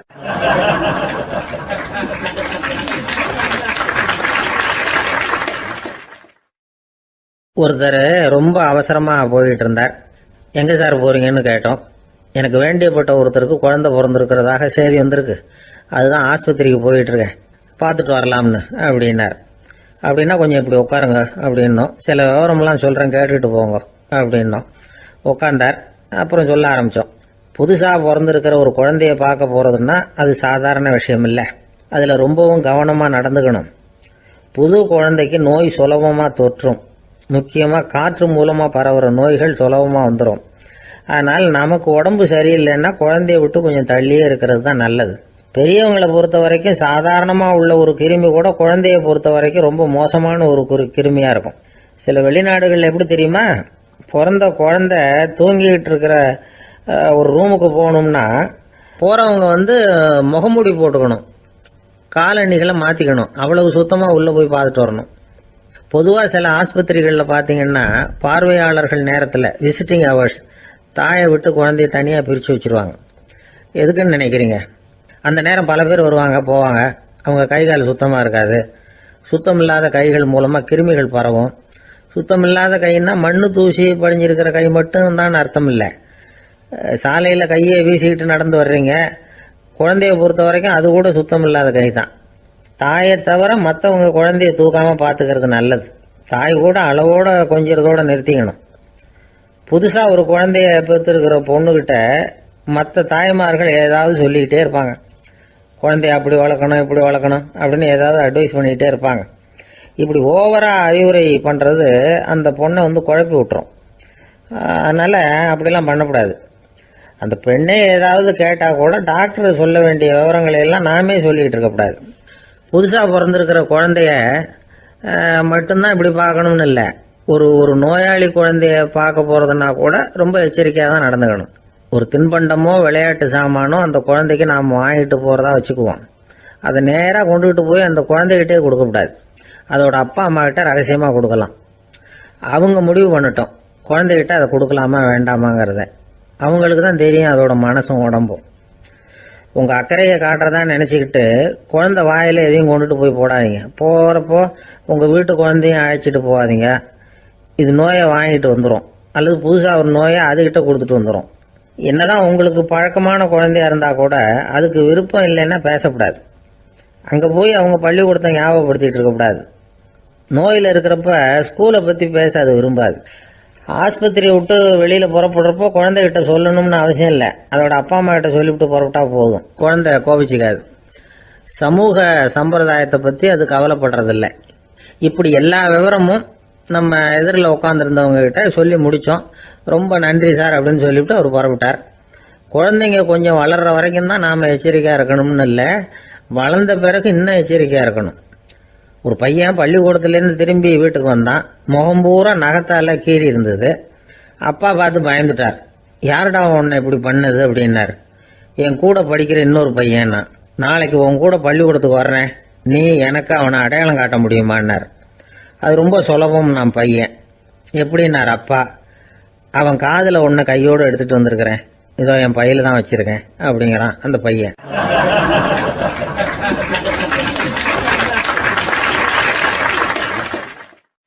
ஒருத்தர் இருக்கார், நல்ல உத்தியோகத்தில் தான் இருக்கிறார். ஆனால் எப்போ பார்த்தாலும் முகத்தை வெறுப்பாக வச்சிருப்பார். அப்படியே வருவார் போவார். ஏன் சார் இப்படி இருக்கிறீங்க அப்படின்னு விசாரித்தோம். ஏன்டா இந்த வேலைக்கு வந்தோம்னு இருக்கு சார் அப்படின்னார். உங்கள் வேலை உங்களுக்கு பிடிக்கலையா அப்படின்னு கேட்டோம். இல்லைன்னார். இப்படிப்பட்டவங்க வெற்றிகரமான வாழ்க்கை வாழ முடியாது. இது நிபுணர்கள் கருத்து. வேலையை நேசிக்க தெரிந்தவர்கள் வெற்றி பெறுவார்கள் அப்படிங்கிறாங்க அவங்க. எந்த துறையாக இருந்தாலும் சரி, அந்த துறையில் வெற்றிகரமாக இருக்கிறவங்கள விசாரித்து பாருங்கள். எனக்கு என்னுடைய வேலை ரொம்ப பிடிக்கும் அப்படின்னு சொல்கிறவங்களாக தான் இருப்பாங்க. அப்படி இருந்தால் தான் அது வெற்றிகரமாக இருக்க முடியுது அவங்களால. ஒருத்தனுக்கு பிடித்தமான பொழுதுபோக்கே அவனுடைய தொழிலாக இருந்துட்டுதுன்னா அவனை மாதிரி கொடுத்து வச்சவன் வேற யாரும் இல்லை அப்படிங்கிறார் பெர்னாட் ஷா. ஒரு தடவை மன்னர் ஹுமாயூன் உயிரை தண்ணீர் முண்டு ஊற்றுகிற தொழிலாளி ஒருத்தர் காப்பாற்றினாராம் அந்த ஹுமாயூன் உயிரை. உடனே மன்னர் கேட்டிருக்கார், உனக்கு என்ன வேணும்னாலும் கேளு தரேன், உயர் பதவி வேணுமா அப்படின்னு கேட்டாராம். மன்னா, மக்களின் தாகம் தீர்க்கக்கூடிய இந்த பணியை விட உயர்ந்தது உண்டா அப்படின்னாராம் அந்த தொழிலாளி. அவரால் அவருடைய வேலையை நேசிக்க முடிஞ்சுது, அதனால் மகிழ்ச்சியாக இருக்க முடிஞ்சுது. நாமெல்லாம் அப்படி இல்லை. வேலை கிடைக்கிற வரைக்கும் கிடைச்சா போதும் அப்படின்னு இருக்கோம். கிடைச்சதுக்கப்புறம் ஏன்டா அந்த வேலைக்கு வந்தோம்னு ரொம்பவும் அழுத்துக்குவோம். சரி, நாம் இருக்கிற இடத்துல நாம் வெற்றிகரமாக இருக்க வழி உண்டா அப்படின்னா உண்டுன்னு சொல்கிறாங்க. அதாவது மன இயல் நிபுணர்கள் இருக்கிறாங்க இல்லையா, அவங்க அதுக்கு முக்கியமாக 6 வழிகள் சொல்கிறாங்க. நீங்கள் ஒரு அலுவலகத்தில் வேலை பார்க்குறவரா அப்படின்னா இதை கேளுங்க. அதாவது உங்கள் மேலதிகாரி எதிர்பார்ப்புக்கு தகுந்த மாதிரி உங்கள் வேலை இருக்குதா? அப்படி இல்லைன்னா முதல்ல உங்கள் வேலையின் தரம் உயரணும். உங்களுக்கு மேலே கீழே வேலை பார்க்குற பணியாளர்கள்கிட்ட நல்ல விதமாக பழகுறீங்களா? அந்த உறவு முறையில் ஏதாவது குறை இருந்தால் அதை கண்டுபிடிச்சி சரி பண்ணுங்க. நம்பிக்கைக்கு உரியவர் அப்படின்னு நீங்கள் பேர் எடுக்கணும். நீங்கள் எடுக்கிற முடிவு நல்ல முடிவாக தான் இருக்கும் அப்படின்னு அடுத்தவங்க சொல்லணும். உங்கள் தோற்றத்துக்கு முக்கியத்துவம் கொடுங்க. இது மனம் உடல் ரெண்டும் சம்பந்தப்பட்டது. அதனால் மனசையும் ஆரோக்கியமாக வச்சுருக்கணும், உடம்பையும் ஆரோக்கியமாக வச்சுருக்கணும். உங்களுடைய நிர்வாகம் செயல்படுற விதத்தை நல்லா புரிஞ்சு வச்சுக்கணும். உங்களுடைய நிர்வாகம் இப்போ ஒரு காரியம் செய்யுதுன்னு வச்சுங்க, ஏன் அப்படி செய்யுது, எதுக்காக அப்படி செய்யுது, அதனுடைய குறிக்கோள் என்ன, அது நீடிக்கிறதுக்கு காரணம் என்ன, இதையெல்லாம் தெரிஞ்சுக்கணும். சிரிப்புக்கு வஞ்சகம் பண்ணக்கூடாது, நல்லா சிரிக்கணும், அப்போ தான் அது திரும்ப கிடைக்கும். கடந்த கால தோல்வியை பற்றி கவலைப்படக்கூடாது. முதலாளி விருப்பம் தெரிஞ்சு நடந்துக்கிறது நல்லது தான். அதுக்காக காக்கா பிடிக்கணுங்கிற அவசியம் இல்லை. உங்களுக்கு ஒரு பொறுப்பான வேலை கிடைக்குது, உடனே சத்தம் குழப்பம் அப்படின்னு சூழ்நிலையை இறுக்கமாக ஆக்கிடக்கூடாது. எந்த சூழலையும் இயல்பாக கையாளக்கூடியவர் அப்படிங்கிறத காட்டணும். இதெல்லாம் உங்கள் துறையில் நீங்கள் வெற்றி பெற நிபுணர்கள் சொல்கிற யோசனைகள். இவ்வளவு விவரமும் சொல்லிவிட்டு ஒருத்தரை பார்த்து கேட்டோம், இப்போ சொல்லுங்க, நீங்கள் செய்கிற வேலை உங்களுக்கு பிடிச்சிருக்குதா அப்படின்னோம். ரொம்ப ரொம்ப பிடிச்சிருக்குது அப்படின்னார். சரி, என்ன செஞ்சிட்டு இருக்கிறீங்க அப்படின்னு கேட்டோம். சும்மா தான் இருக்கிறேன் அப்படின்னார் அவர்.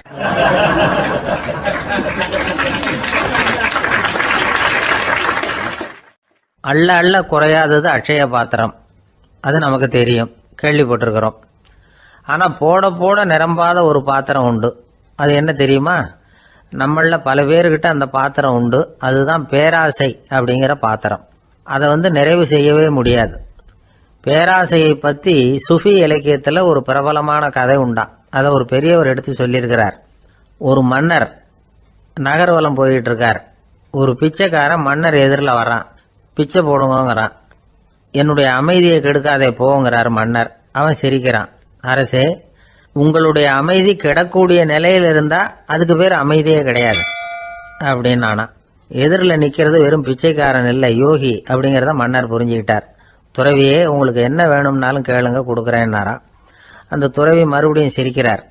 அரசே, உங்களால் முடியாததையெல்லாம் கொடுக்க முடியும்னு சத்தியம் செய்யாதீங்க அப்படின்னார். மன்னருக்கு கோபம் வந்துட்டுது. என்ன இவர் இப்படி சொல்கிறாரு அப்படின்னு நினைச்சார்.